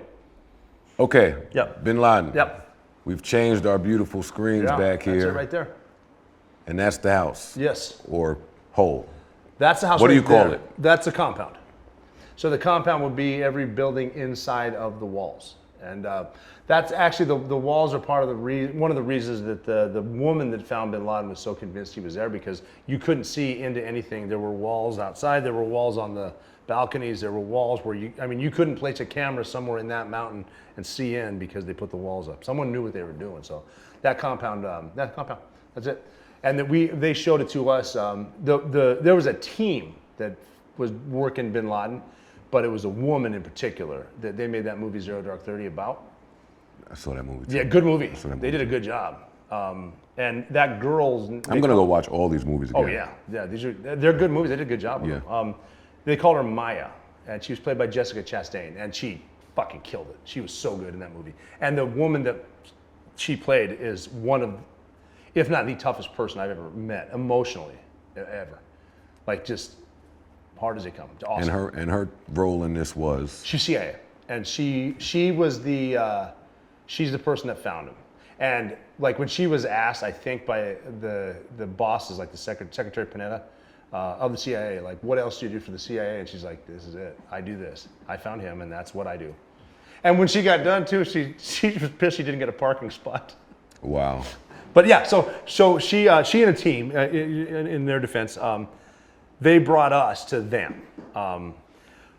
We had finished another deployment to Afghanistan. I was actually a senior enlisted guy running a few different stations in Afghanistan for cross-border intelligence to try to find people. But I at that point thought bin Laden was gone. I thought he was a ghost. He's a myth, and he's going to go down in history as an Al-Qaeda saint. And we finished that deployment, and we came back, and I was actually on a trip to Miami, diving. And a good deal trip. You're done with war. Let's see the family. Let's go diving. God, Miami's a blast. And they called some of us back to Virginia. You're always having a good time when those calls hey, come. morale. If you keep your people happy, they're going to work harder. If you keep morale high, little things like if you can say for normal work, occasionally say please and thank you, let them know they're appreciated. It's going to go back. I was in the airport today. If you start your conversation with the TSA off with a smile, you're going to get through a lot better, and they're going to have a better day. Compliment something legit, like, hey, those shoes are cool. Mm-hmm. They'll have a better day. I agree. You don't know what someone else is going through. So yeah, so Miami, having a bad day, go to Miami. I'm with that. Yeah. Okay. So they called us back, and they brought 28 of us in to a back room at our place. So we got our team room, and then there's a conference room. They brought us in, locked the doors, and the way it started was, we didn't see any of this yet. They said, and this is a good story, they said, we found a thing, and this is real. This is not a drill. They found a thing. This thing is in a house, and this house is in a bowl in these mountains, and you guys are going to go get this thing and bring it back to us. And we said, okay, what's the thing? He said, we can't tell you. Okay. What mountains? Can't tell you. Which country is it? Can't tell you. How are we getting there? Can't tell you. How much air support do we have? And they said, none. I'm like, okay, that's all we got. So the task was to get them. Go get something. Bring them. We didn't know what it was. Or bring something back. Something, you're going to go in this house. And they sort of said it's a house. And they wouldn't really tell. And they said, but you can't bring your Air Force guys. It's only SEALs. Just because we need this. I mean, the Air Force guys are shooters too, but they specialize. Like one of them's a paramedic. One of them's a radio guy. But we're minimizing the weight because of these whatever's going to bring you there. So our brains are spinning. So we thought it was going to be Gaddafi in Libya because the Arab Spring had just started. This is April 2011, and the people were uprising in Tunisia and Egypt and in Libya, and this is before they killed him. We assumed we're going to go get Gaddafi and bring him out, and we're going to go off like a Navy ship on like an Osprey, which is a helicopter airplane. Okay. And they just didn't want to tell us, and so we're getting our gear ready for Libya, and all week long, no one knows. Other SEALs are coming up to us. What are you guys doing? Like, I don't fucking know. And it was a Friday, and the bosses had been up. They're working everyone from there up to the president, and they're tired. They said, okay, look, go home and be with your kids tonight and tomorrow, and then come back Sunday, and then we're going to drive you somewhere, and we're going to read you in. We're going to tell you what's happening. And so we said, okay, who's going to be there at the read-in? They said, Secretary of Defense, Secretary of the Navy, the Vice President might be there. And they're going on this list, and I'm like, what the fuck? And then they said CTC PAD, and then this and this and this. And I caught that. No one said anything, but CTC PAD is the CIA counterterror Pakistan, Afghanistan. And I'm thinking, if we're going to Libya, why is why are they going to be? So I went home with this, didn't say shit. Now we came back and it got kind of funny because they split us into these 4 dudes per van. Now we're driving into North Carolina somewhere. And I'm in the back seat. My boss is here. My 2 buddies are driving. And I look at my boss. I told him exactly that. And I said, this isn't Gaddafi. I think they found Osama bin Laden. And he looked at me and he said, that's exactly what I was thinking. And we're kind of discussing it. We're not sharing. And it was fucking awesome. The guy driving, he looked at me in the rearview mirror and he goes, O'Neal, man, if we kill Osama bin Laden, I will suck your dick. So 3 weeks to the Double win. Yeah, we're standing over him in the house, and I said, now's as good a time as any. He's like, oh, fuck you. I'm like, you said it. But so we get down there, and they came in and they said, the reason you guys are here, this is as close as we've ever been to Osama bin Laden. And they started showing us shit like this. Not that close, but they had a model of the house to scale, and they're just, here, and we met the woman, and she said, here he is. She's on 100%. He's on the 3rd floor of this. She would say, right now. And I don't understand why we're not leaving. He's there right now.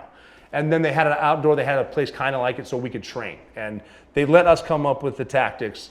As the guys on the ground, we have tactical command. So we will tell you the best way that we can do it. We came up with the perfect plan. And we rehearsed the perfect plan. And we're talking, like we would rehearse it for 10 hours. So y'all didn't have any information of his people, his men? They gave us so much information, I wanted to stop them. Like, stop it. I don't care.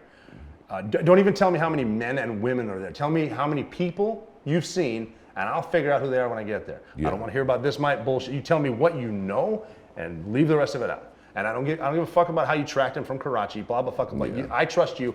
You're smart enough to find him. I'm smart enough to carry a sledgehammer and a gun. That's what we're gonna do. So we came up with the perfect plan that we rehearsed over and over and over. And then we did a couple contingencies. What was the plan? The plan was 2 helicopters. We're gonna fly the first one in between. So his house is here and the guest house is here. There's a yard. We're gonna fly that here, kick ropes out, snipers on each end.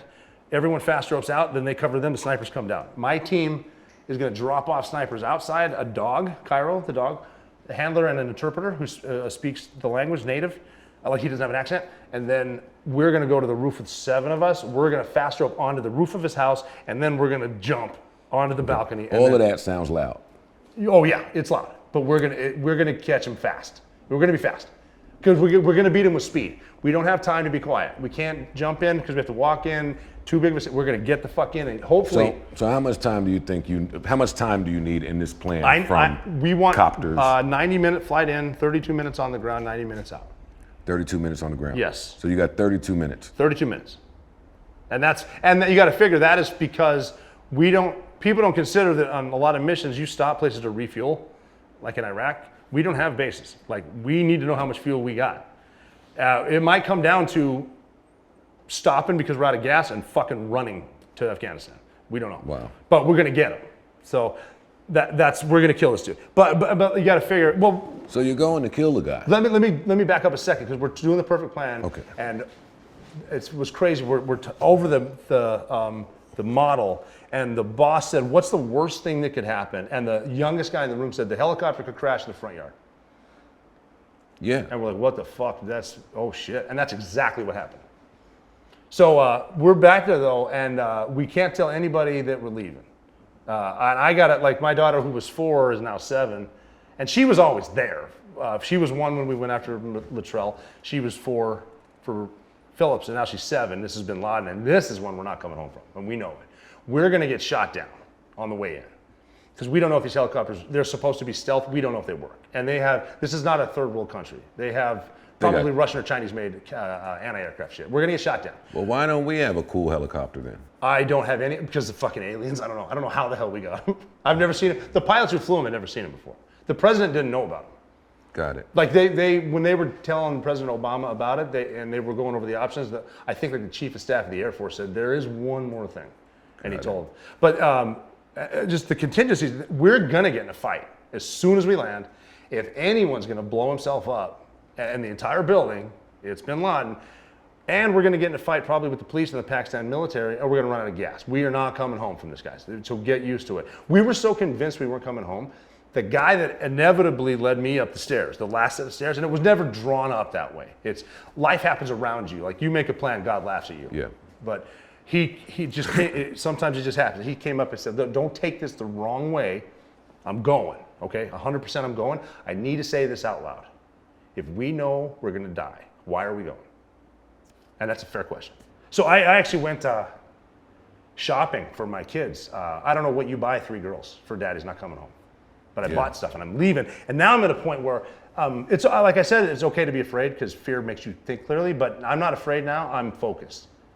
I know, but well, not too focused because on the way out, I'm carrying these things and I bumped into a sunglass hut in the mall. And I looked down and there's a pair of Prada sunglasses on sale for $240, right? And I'm thinking, I'm like, you know what? I'm a chief in the Navy.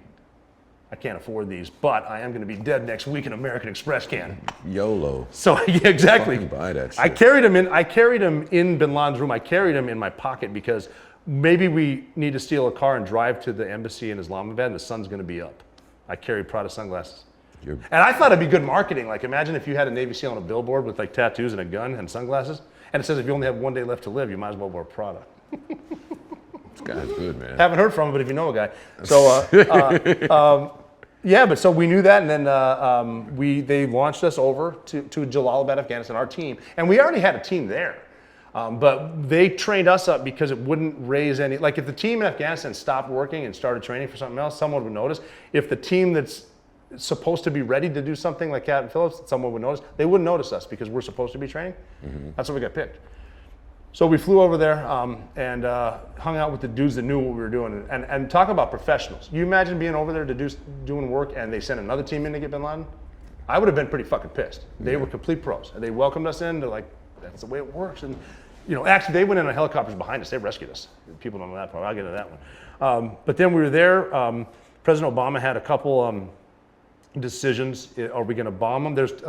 They just killed recently Ayman al-Zawahiri with that ninja bomb that sliced you up. Mm-hmm. They were thinking about that for him, something similar. But what if you miss him? You're never. The ninja bomb that slices you. Yeah, like there was no explosives on it. Just you kill. Like apparently, it's a missile that you can kill the driver of a car and not hurt the passenger. It's crazy. That's some alien shit again. Sounds expensive. Yeah, probably is. Yeah, but those are the guys we want on our team. Okay. But then there was us, and then they would give us the call. So we just want to be there in case he did. And he decided on a Friday, we had 2 days of 0% illumination with the moon. We want to go when it's completely dark. So we had 2 days that we could go. And we didn't go the first night because the correspondence dinner was that night. So the president and the cabinet are in DC with all the reporters having that dinner where they roast each other. Mm-hmm. President Obama got roasted about Bin Laden. Like, well, we can't, Seth Meyers told a joke about, well, we can't even find Osama Bin Laden, blah, blah, blah. President Obama just kind of sat there with that poker face. Can you imagine knowing we're going to kill him tomorrow and don't say anything? Yeah. That's cool, isn't it? It is. And then the next night they gave us a green light, and then before we left, Admiral Bill McRaven was the boss. He's a retired 4-star admiral now. He's a 3-star admiral in charge of the whole thing. He's the one that sold it to President Obama that we could do it. And President Obama actually said, I was never convinced Bin Laden was there, but I was convinced you guys could go find out. Got it. So Admiral McRaven said to us, I watched my favorite movie last night, guys. It's called Hoosiers. And there's a team from Hickory, Indiana that went up to Indianapolis. These boys had never left their city before, and now they're in this arena and they're all awestruck, and the coach said, hey, get that tape measure. What's the measurement from the back of the rim to the free throw line? He said, it's 15 feet, coach. All right, now get on his shoulders. What's the measurement from the rim to the floor? It was 10 feet, coach. He said, you'll find that's the exact same measurements at your gym in Hickory. This is just a bigger audience. And he said, guys, you do this every night. This is just a bigger audience.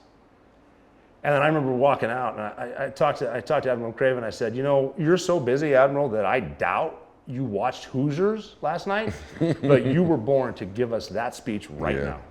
And then we left. They got a lot of good speeches, and you guys are screwed. These are dudes that like seriously have been waiting for this. I think I'm assuming.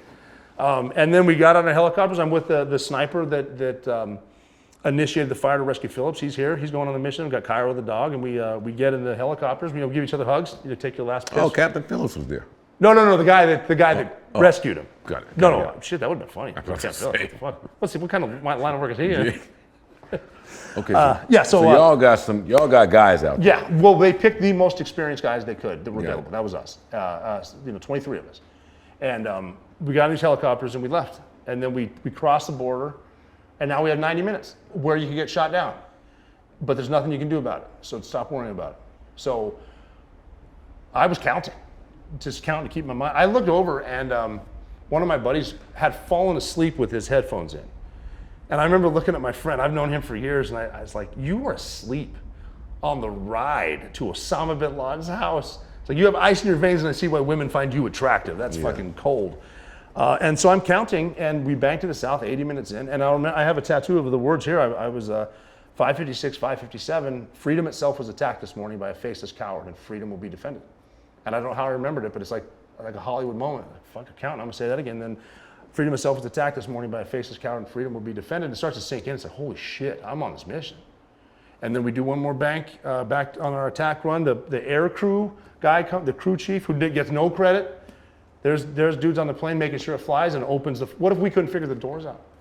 Here's a dude. That would be me. I'm serious. What if, we're ready to go and I can't get the fucking door? That could happen. Mm-hmm. But he opens it and I look down and it's there's lights, there's a city. I know there's a golf course. Like Abbottabad, Pakistan is a resort town, and I'm just the one thing that's kind of going through my mind is this is some serious Navy SEAL shit that we're about to do. And then the plan was, we're behind them. We're in what's called -2. They're -1. They're going to hover. We're going to drop our guys off. We're going to go to the roof. That's how it's supposed to look.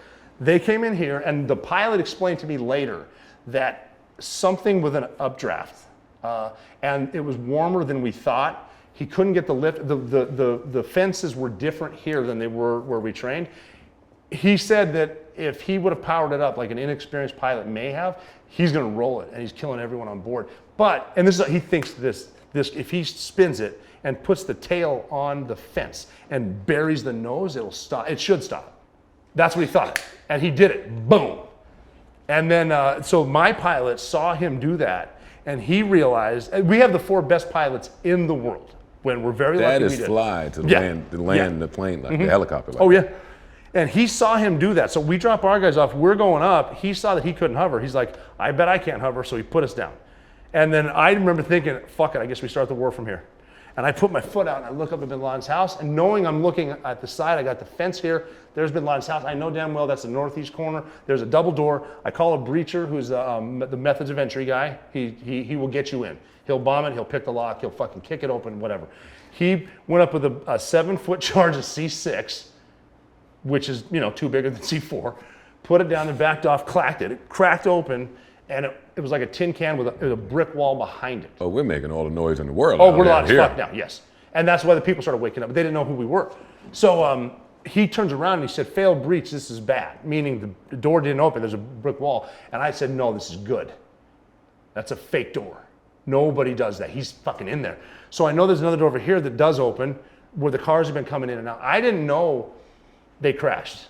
So I heard them saying over the radio, -1 going around, -1 going around, meaning -1 going around, like they took fire and they're going to reattack. Mm-hmm. What they were saying was -1 going down.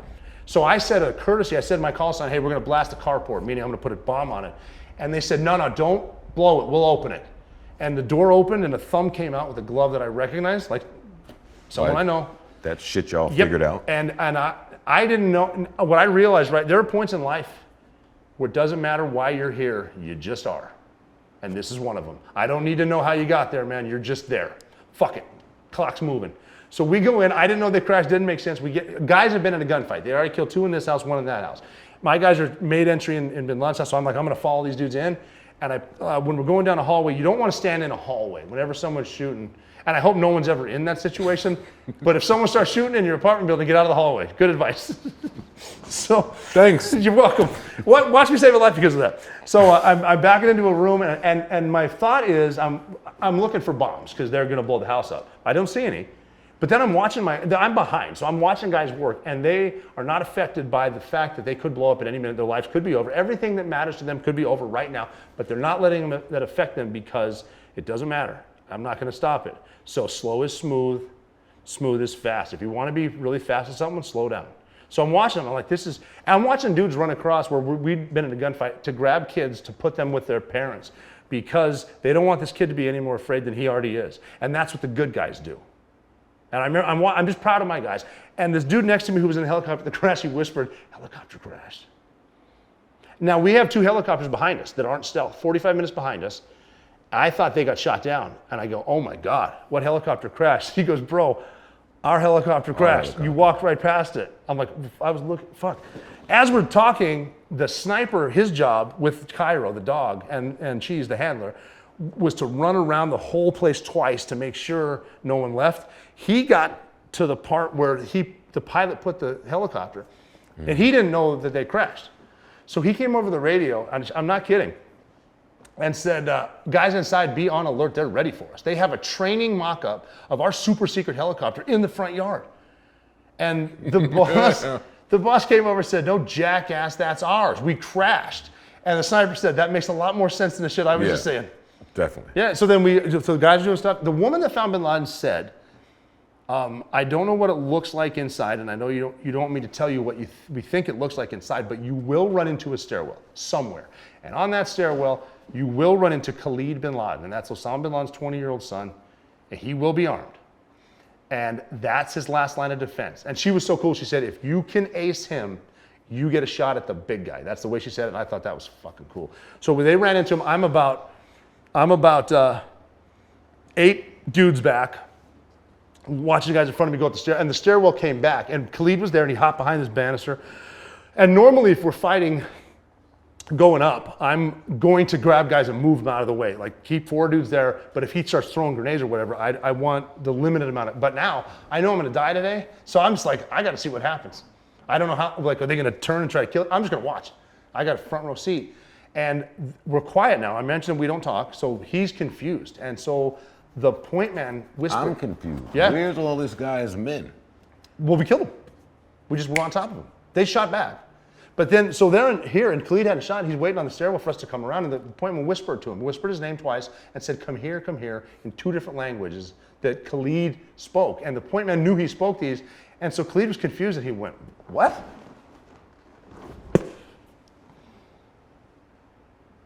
That's some cold shit. So we No, stop it. Stop right there. So at that point, you got to block out all of your dad emotions, all of your, you just got to. That's not helping you at all. You got to cut that out. Yeah. That's not, wrong time. I'm thinking about the time. I'm thinking about the guy in front of me and what's in front of us. Yeah. And what's behind us. I don't have time to worry about the credit card bills, the Prada sunglasses I just bought. The guy, so Khalid pokes his head out. Yep. He's armed now too, so he's a threat. Like this is well with not that anyone and he's gives a armed, fuck.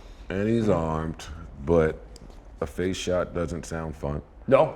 Witnessing one doesn't sound fun for me. It's not fun, but noise, brain matter. You have to assume this was a very, very high threat level, and you've got to assume, especially around bin Laden, they're suicide bombers. And the only way to deal with a suicide bomber is to shoot him right here, right around this area, to get him back here, because that will drop you. If you shoot someone in the chest, people have, this is fucked up, but people have a will to live. And it takes them a while to die getting shot in the chest. And they can, all they need to do, let's say they have a positive and a negative lead and there's a bomb here, all they need to do is this. So even if they do this number, you got to hit them here and it drops them. That's this, we knew this from experience. I had a buddy that ran into a teenager in a closet who was wearing a vest, and he was looking at him, and the kid he did that. He had put the vest on backwards. So my buddy got fucked up, but he didn't get the ball bearings. So he learned, if you want to neutralize him, shoot him in the face. Okay. So that's what happened. So man down. Yep, so we're stepping over him. Okay. And now we're going to go up to the second floor. So I have about 6 or 7, guys in front of me, and they are going to split off now because they need to clear these. There's bedrooms and hallways on the second floor. So you want to clear the level before you go to another one. You don't want to overextend. So they're clearing it. Now I'm the last guy in the line, but I turn into the number 2 man because the number 1 man, his first threat is that stairwell right in front of him. So he just holds that and I come up behind him. So the way that works is he's not going to move. Anywhere you look, your gun needs to go. And when you're looking at a threat, I'm not looking away from it. I'm keeping it there. So a guy comes up behind me and my job is to look back. And I will tell him through a squeeze that we have enough. So he doesn't need to fuck around. I'll squeeze him. He'll know this means I have a guy with me. This means we're going. So I got him like this, and we're out of guys. And I want 2 more because he'd already taken a shot before I got there. And your man? Yeah, my guy took a shot up the stairs. Got it. Yeah, and I don't, that's for him to tell his story. Of course. Complete badass. He sees people moving, and I want more guys, and he starts pimping me now. He doesn't know it's me. He knows it's one of his guys. He's like, we gotta go. Come on, we gotta go. Because what he's saying is, that's the suicide bombers, but we can beat them, but we have to go now. And this is my side of the story, but I'm pretty sure what he said was, hey man, these bitches is getting truculent. Truculent. I enjoy humor. This is my last joke of my life. Before I squeezed him, I whispered in his ear, I don't think that word means what you think it means. And then I squeeze him, and it's on. So we go up the stairs, and what there is at the top of the stairs, there's a curtain, not a door. It's like a shower curtain, but it's green. You can't see through it. You can sort of see under it. So he moves the curtain, and there's two people standing there that he thought were suicide bombers. So he jumped on them. How this guy doesn't have a Medal of Honor, I don't know, because he jumped on the grenade. Like he's absorbing the blast for me. Got it. So because I said how simple it is, if you go this way, I'm going that way. Because he went here, I went here, and there's Osama bin Laden, and he's standing up. He's got his hands on his wife Amal's shoulders. I'm closer to him than we are right now, and the way my brain worked was. He's taller than I thought. He's a lot skinnier than I thought he would be.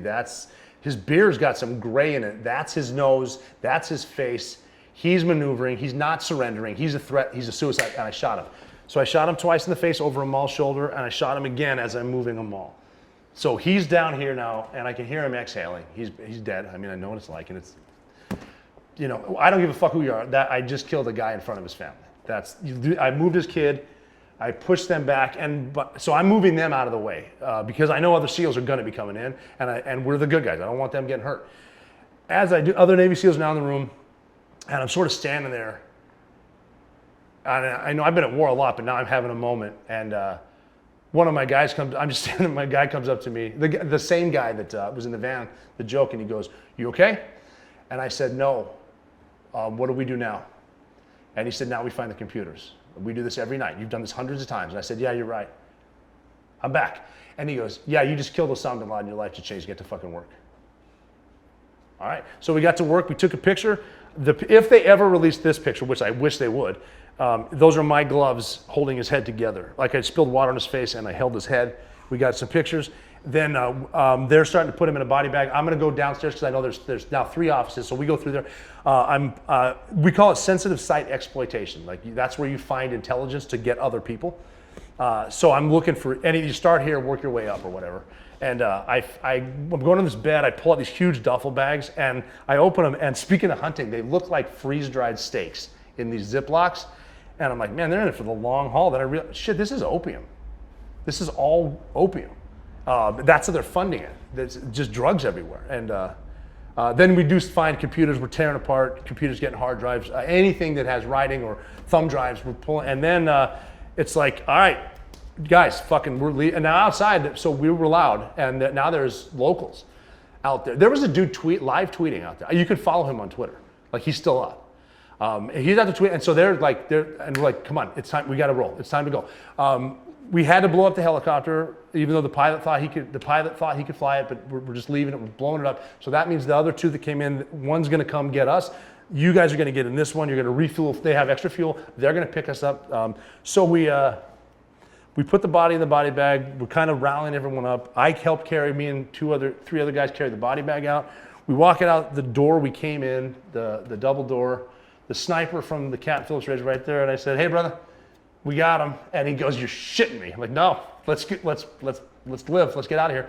So they put him in this one. We went over here. SEAL Team 6 was on that too. So SEAL Team 6 rescued SEAL Team 6. 2 more pilots, studs. They came in to get us. I saw the guy tweeting, right? He's over there tweeting. His face is lit up by his phone. And I had a minute. I was thinking, in a war zone, I'm shooting him because we just took that house down. We just blew a bunch of stuff up, and he's going to blow something up. I got to kill him. I'm not shooting this guy because I kind of smiled. I said, they have no idea we're here. Holy shit! I'm getting goosebumps now. So the helo comes in. We hop in there, and then now we're leaving. And the guy that initiated this fire to rescue Richard Phillips, he took a little bit of shit. Like, I'm sure you've seen it in the music industry. If someone does really well, other guys are like, fuck him. Like, get a little jealous. Please, that's the music business. Yeah, and that's us. And I would tell him every day at work, I'm like, don't listen to that fucking shit. You were a hero, you're a badass, you're a star. And I'd say, here, take some of my Copenhagen. I would give him Copenhagen. Of course that guy's a hero. But how could you not look at that guy like a hero? Some guys didn't, because they were so close to doing something, and they didn't get to do it. He did. But then I'm sitting on this helicopter next to him, the Bin Laden, we're leaving, and I'm trying, this just happened, and I see this Copenhagen come in front of my eyes, and he goes, hey, take one of mine, now you know what it's like to be a fucking hero. I was like, dude, this is cool. The guy next to me who came in on to the rescue, he's a SEAL Team 6 guy that I know well, and he asked the question that everyone asks, he goes, who got him? And I said, fuck, I did. And he's from Manhattan, he goes, on behalf of my family, thank you. And so it's sinking in. Now, but we're leaving, and we're supposed to die. But if we can live for 90 minutes, that's the amount of time it'll take to cross the border. If we can live for 90 minutes, we get 50 years. Because now they're scrambling jets that we sold them. And an F-16 against this Chinook isn't a fair fight. They're going to shoot us down. So I'm not going to worry about it. I'll let the pilot fly. I'm going to start my watch. So I'm watching my watch. And I can hear that it's really loud. My guys are here. I got a Copenhagen in, and it's been 10 minutes. It's been 20 minutes. It's been 30 minutes now. Can you smoke on the helicopter? Probably at this point. Okay. I didn't have any with me. But then, and I'm watching, it's like 50, fuck, it's been 60 minutes, man. We got to get to 90, it's been 60. Then I start thinking about like watching a no-hitter at Yankee Stadium, the top of the 7th. Like, I'm not saying anything. Yeah. Fucking no-hitter, man. And then, I don't want to jinx it, then it's 70, now it's 80 minutes. Like, we got to get to 90. And then I remember thinking about Miracle on Ice when the hockey team beat the Russians in 1980. Lake Placid, they're not supposed to, they're never going to beat this team, but they're winning. 4-3, and you can hear them counting down.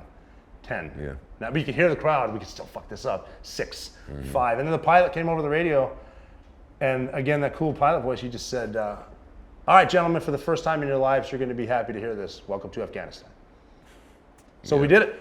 And then it's like, all right, we got to make sure the other guys made it, and they made it. We get out.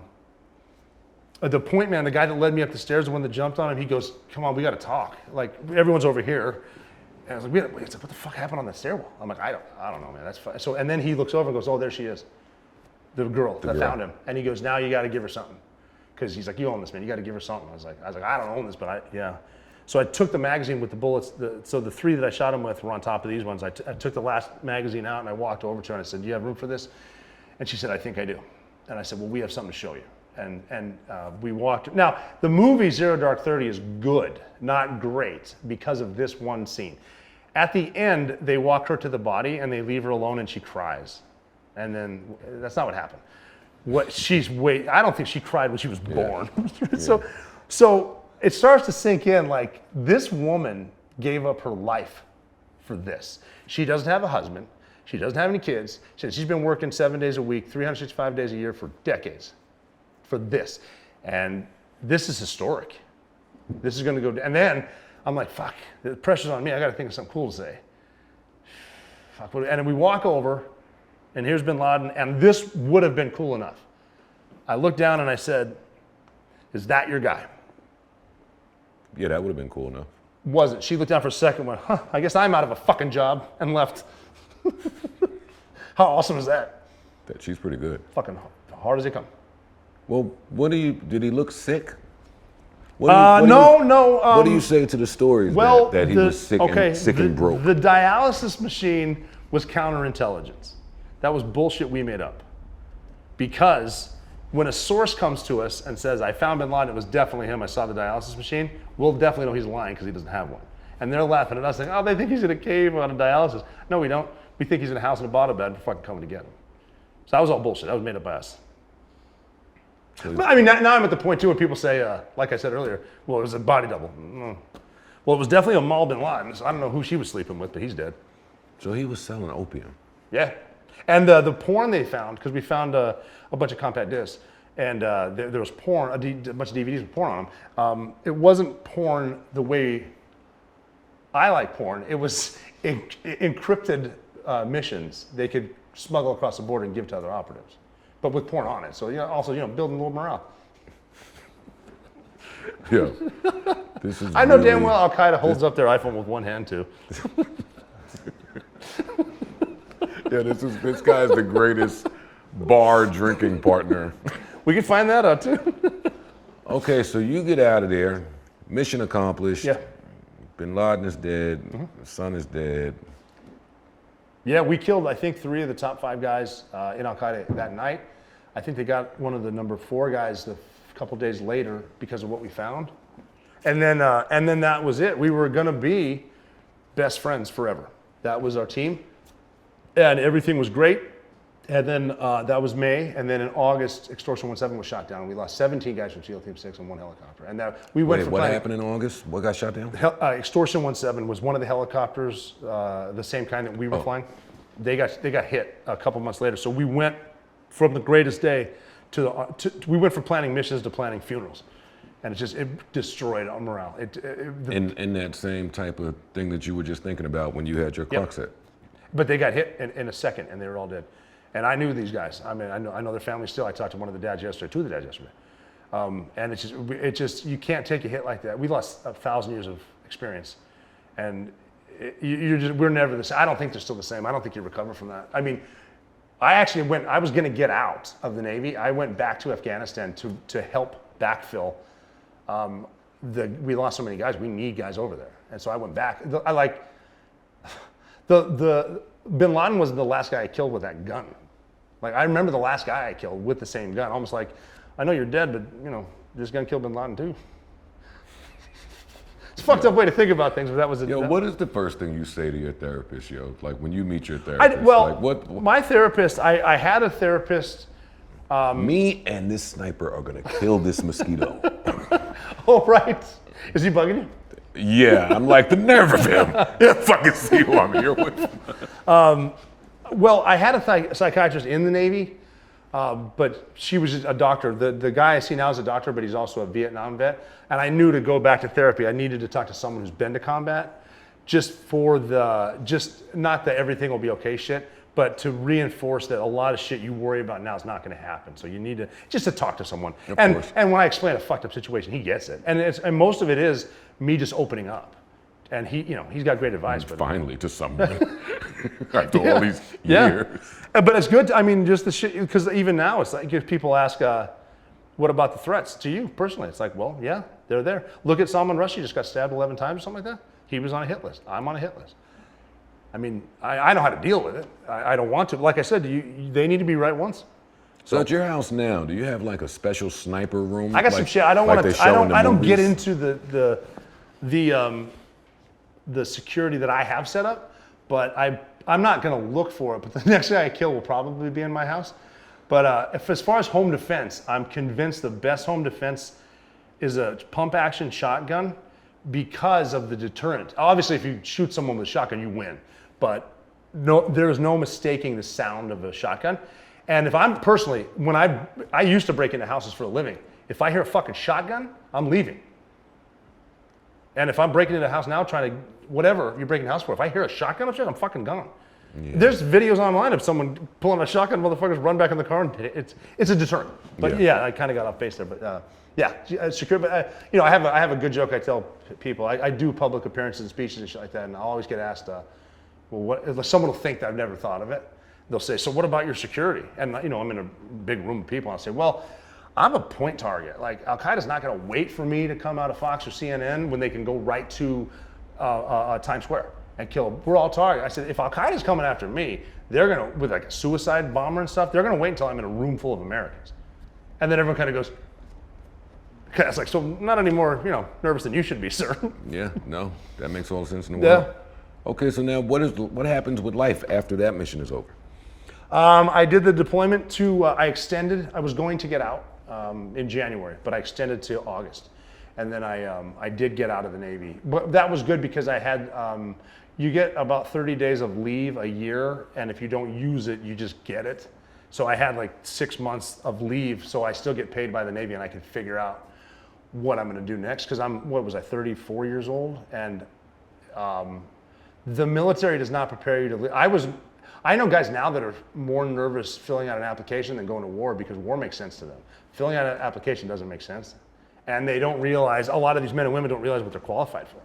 And I started a foundation, actually, Special Operators Transition Foundation, because I've had employers that we transition these people to that because of their ability to handle stress and communicate, solve problems, tell the truth, I'll teach you how to do the job. And they all, every employer that any state in the country has said, this is the best employee I've ever had. But that was a hard part for me because, even when the last day I was in the Navy, I asked them, well, my kids, what's their healthcare situation? And they said, oh, it's over tonight at midnight. So that's it. I make nothing. I don't have a job, and now I'm just a guy now. You got to be angry at that. At the time. It's the system that, again, with the politicians, they could do something about that. It shouldn't. I mean, I knew it was. I knew I'm not getting a pension.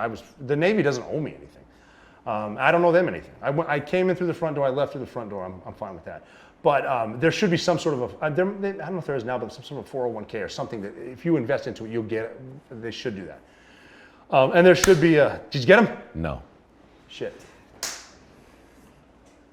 I didn't want to be the only guy in the room with a kid. I'm going to get them. But there should be, but the military doesn't have an interest in preparing people. Yeah. For it. Like the best advice that I got was like, don't wear those dress shoes with a suit, whatever. I figured it out. I was lucky to have a lot of good people in DC and New York that helped me. Yeah, because you got to come out here and figure out how to live. Yeah. Yeah. No. I mean, the guys, they can easily get a job as a contractor and go to Syria, but a lot of guys don't want to carry guns anymore. Like they're over it. I totally don't blame them. They're good at it, but they don't want to. But they're great salesmen. They're great speakers. They're great motivators. Guys are talented. But what do you do with that skill now? Like you don't get the urge. I don't know. I don't need to. I've done it all. One way I blow off steam is to scuba dive with sharks, with apex predators. That's relaxing. Okay.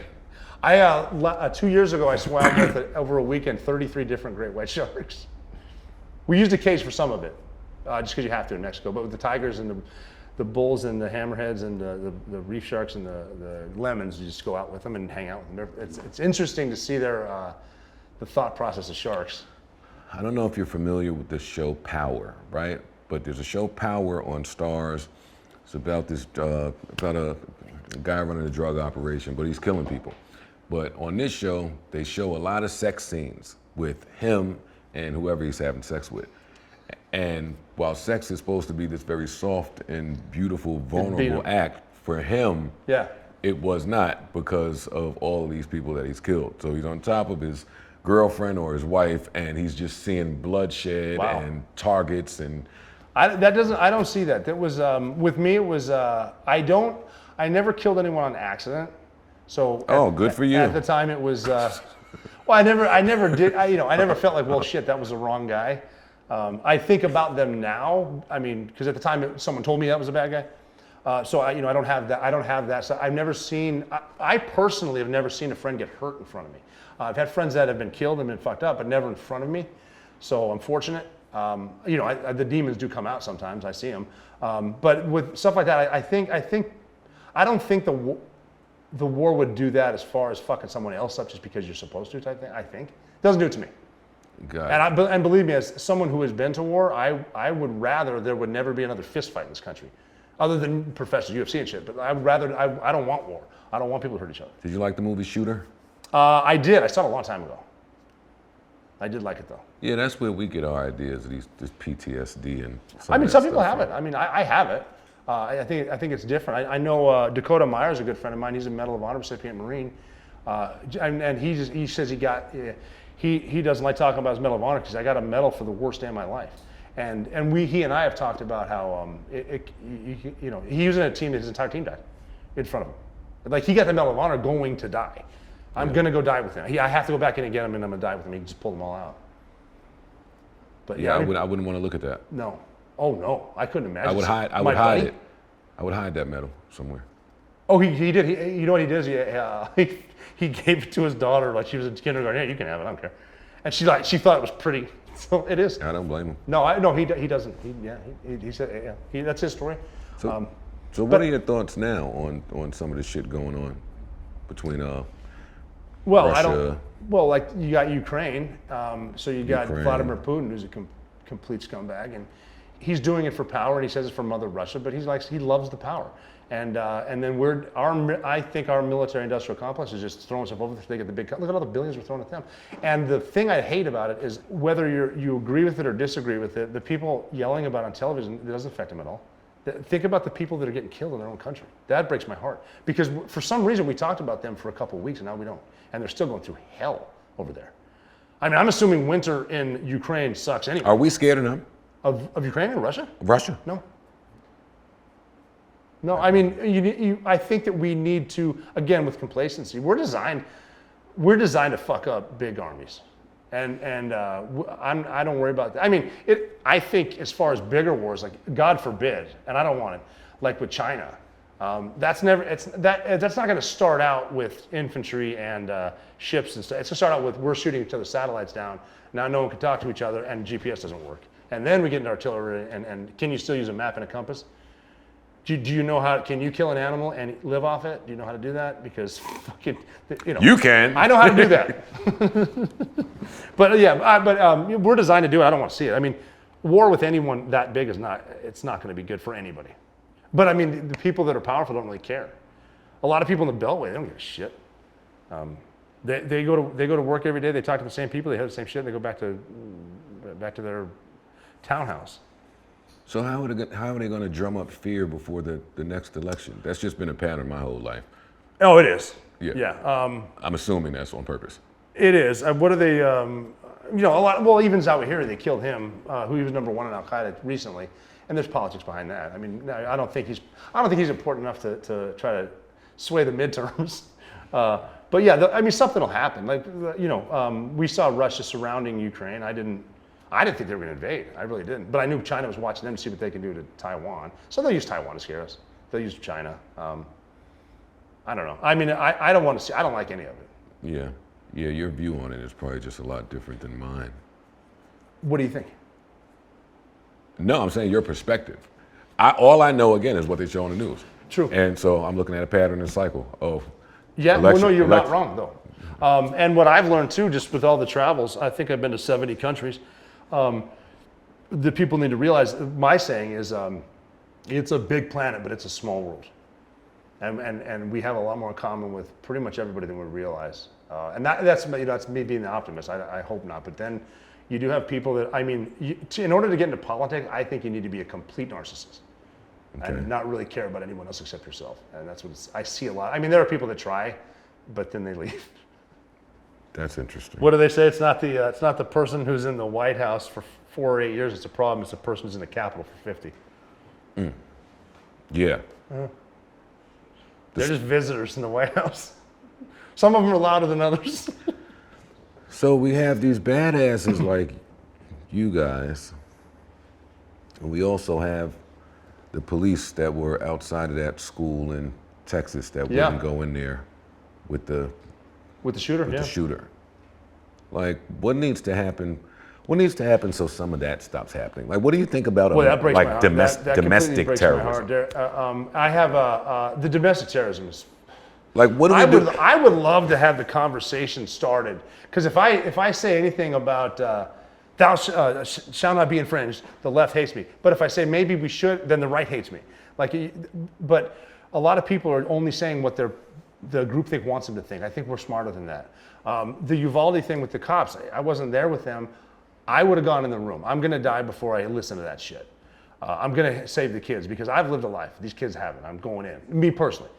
I think there was a lot of shit that had to do with that. Like all the alerts you get on your phone for emergencies. I mean, maybe they were just used to that. And then panic is contagious. If one guy doesn't, like, they have the fucking shields in the back. Yeah. What the fuck are you doing? Yeah, I know. And I think it's just, it's almost like a normalcy bias where just because something bad's never happened, you think it won't, and you need to snap out of it, and someone needs to take charge. And if that was me and the team, I'm either going on alone or the motherfuckers are gonna follow me. But that's kind of my point. Like, so you know where all the badass dudes in this country are located because y'all are spread out. And then you have these police departments that are just afraid to do normal police shit. I don't understand that. I don't know what they do. I mean, there's cops that do good stuff all the time. There's cops that do bad stuff. I don't know the answer. I mean, the school shooting, it's horrible that that's become a trend, that we have to tell. Did you get him? No. You're embarrassing me in front of the sniper now. They, it's a trend. You got shootings in theaters and schools and churches. What do you think of their decision to just get rid of the school altogether? Get rid of school? Yeah, they demolished it. It's not there anymore. Oh, they did? I didn't know that. Yeah. Well, shit, I should have known that. They said they. Well, yeah, I mean, that's probably a good idea. I don't want to go. That's not going to bring any positive memories back. I mean, you could put up a memorial for the people that died. I guess I didn't know they did that. I should have known that. Yeah, no, it's fine. They said they couldn't see themselves sending kids back to that location. Yeah, I can imagine that. Yeah, that made sense. They turned on Bin Laden's house. I thought they should have kept that up. Make some tourist money off that. Do like some simunition shoots or paintball. Make a little money. Paintball. You're Khalid. Ooh, I would never paintball with you. Some of those kids are good at. I learned about stuff from kids that like play Call of Duty. I learned about guns when I talked to them. Do you play? I played Halo 3 when I was in Afghanistan a lot. I have a PlayStation 5. And I don't play. I don't. I have it at home. I haven't opened it yet. I know I should. If I were you, I probably would never want to hear a gunshot. It would frustrate me to get my ass handed to me. I wouldn't want to hear any of that shit for the rest of my life. Well, the gunshots with me, they I'm not afraid of fireworks. And I know what a bullet sounds like when it zips past you. I know the difference between a hiss and a zing. So I know that doesn't bother me. And like that's part of the reason I got out. Which one's worse, the hiss or the zing? The zing. Got it. It's a ricochet. It's Got close. it. The snap is going over you. Well, I'm assuming the worst one is the one you don't hear. Yeah, That's that one. That's just lights out. What the hell was I going to say? I stopped getting adrenaline when I was getting shot at. That's part of the reason I left the Navy, because I'm going to get complacent with this. And we were like when the shooting started, I just got like, it was like, oh cool, interesting. That's how I was thinking. It's like, that's not safe. That you're going to do something stupid. Like me is easy saying that. Yeah, I'll just run in the room. Maybe I would have died. So what do you think about our gun problem in America? Well, you said earlier we don't have a gun problem. We have a people problem. Well, we definitely have a people problem. People problem. And I think that, but we're going to get like it or not, we're going to get the guns. They're going to be here. Everything from, there was a dude in Texas that printed out guns and sold them back for a profit. Like if they had a buyback thing, sure, I'll print them out here. Here you go. I got guns. I think the roots of evil is education or a lack of education. And there's mental illness, obviously, but we could treat that too, I think. But I don't think people are born hating. I think they're taught. I agree. And I mean, I've easily shot over 1 million bullets in my life. I know damn well I could take an M60, I could load it right here, a bell-fed machine gun, put it on fire and sit it right there, and it wouldn't go off for 10,000 years without someone pulling the trigger. So I mean, they definitely help. And I don't think a crazy person should be able to go into a gun store and buy an AR-15. I don't think that. And you also don't think that we should be without them. See, that's why I said there needs to be a conversation. Yeah. It's like with the Second Amendment. God, I mean, someone will hear this and yell at me on Twitter. And I'm saying I understand the Second Amendment, why it was written and what it's about, but we're also kind of getting yelled at by dudes from a couple hundred years ago. I mean, maybe we can I'm not saying, look, if you're a responsible gun owner, you should be able to have a flamethrower. Have at it, because you're not going to hopefully not use it on anybody. They're great for ice. Yeah, but we assume over here that police are responsible arms owners, and they seem to have a hard time with how they work. They're having a tough time, yeah. I mean, again, with the bad apples, you're having an issue with them getting restricted with how they handle people physically because of the asshole that fucking choked someone wrong. There are ways to use certain, like jujitsu, to hold someone down and not hurt them. Yeah. But if you all of a sudden you can't do this or that, then you're struggling and you got to do whipping your ass, which happened on the subway here recently. And then you got the dumbass cop that shot a dude in the head and said, "Oh, I thought it was my fucking taser." What the fuck? What kind of an idiot? That's what I'm saying. What kind of a fucking idiot are you? Yeah, I don't get that. I mean, okay, one's yellow, one's not. I'm right-handed, and that's where I keep my primer. It seems to me that would be logical. But I learned early on in boot camp that a lot of us are dumb. It takes us 2 weeks to learn how to march. So, I mean, I'm giving a lot of people a lot of credit. I love people, that's kind of just tongue-in-cheek, but I don't have the answers, but I mean, better trained, better educated for one. And I wish people would I think that with movies and games, we've kind of simplified death. That, like, can you imagine shooting someone over road rage? Like, if you stop for a second and think, I'm never gonna see him again. And if he doesn't have a family, he's got shit he cares about. I'm not just gonna end it because I'm an asshole. Like, what are you doing? Yeah. I don't get that part either. I mean, that doesn't make sense. But again, that's me trying to be rational. But again, I'm convinced also that people, we're generally good to each other. We're horrible in transit. Like, we suck on the train. We suck in traffic. Look at the airport. I love flying because I get to watch people in airports. Oh my God, they get pissed so easy. They hate each other. It's true. Yeah. They want to, that's proof that panic is contagious. Watch someone that tries to board with zone 1 when they're in zone 5. Watch everyone panic. It's like, dude, chill the fuck out. Yeah. But face-to-face people are pretty nice. But like, it's almost like on social media, if you think about it, other than bots, you're not really yelling at anyone. You're just yelling at your phone about someone. Like, if you see them in person, like, hey, you know what? Sorry about that tweet. And I've done that before. Hey, you know what? I was kidding. Sorry. So what music you listen to? I kind of like a little bit of everything that I can. The song I listened to. Because your whole story just sounds like AC/DC. Well, I know right no shit. I listened to The Game and Lil Wayne, Red Nation, on the way in because I heard it. It's awesome. But talk about killing Satan, Red Nation. We were Red Squadron, and I just listened. It just sounds good. Like listen to Red Nation. I don't care what you're doing. You're going to be having a better day. So I listen to that. But I also listen to some other shit. I listened to I was listening to the Foo Fighters. Incredible. Dave Grohl's amazing. He's got a great attitude too. How he said he never taken a lesson. He plays every instrument. He's like, all you gotta do is get an instrument, get some friends with this instruments, and suck together. Just suck. You know. So literally a little bit of everything. I mean, Elvis, sure. And then he's back on the charts. How cool is that? Fucking Elvis. Fat Elvis is way cooler than skinny Elvis. I have a totally different picture of Elvis, and Elvis has a movie out. Yeah. That's the reason he's back on the charts. Yeah. Yeah, and he's a thief. Elvis is a thief. Yeah, Elvis. Oh yes, I know. They were talking about that in the movie. I think my daughters were watching. I haven't seen the movie yet. I thought it was pretty good. I was watching it over their shoulder. Yeah, he was stealing a lot of stuff, wasn't he? Yeah. So. Okay. Hey, you know more about music than I do. All right, Rob O'Neill. Yes, sir. Do you have any advice for up and coming snipers out there? Yes. You don't need to blend in. Don't get hit. Don't get hit. Yeah, don't blend into what's next to you, blend into what's behind you.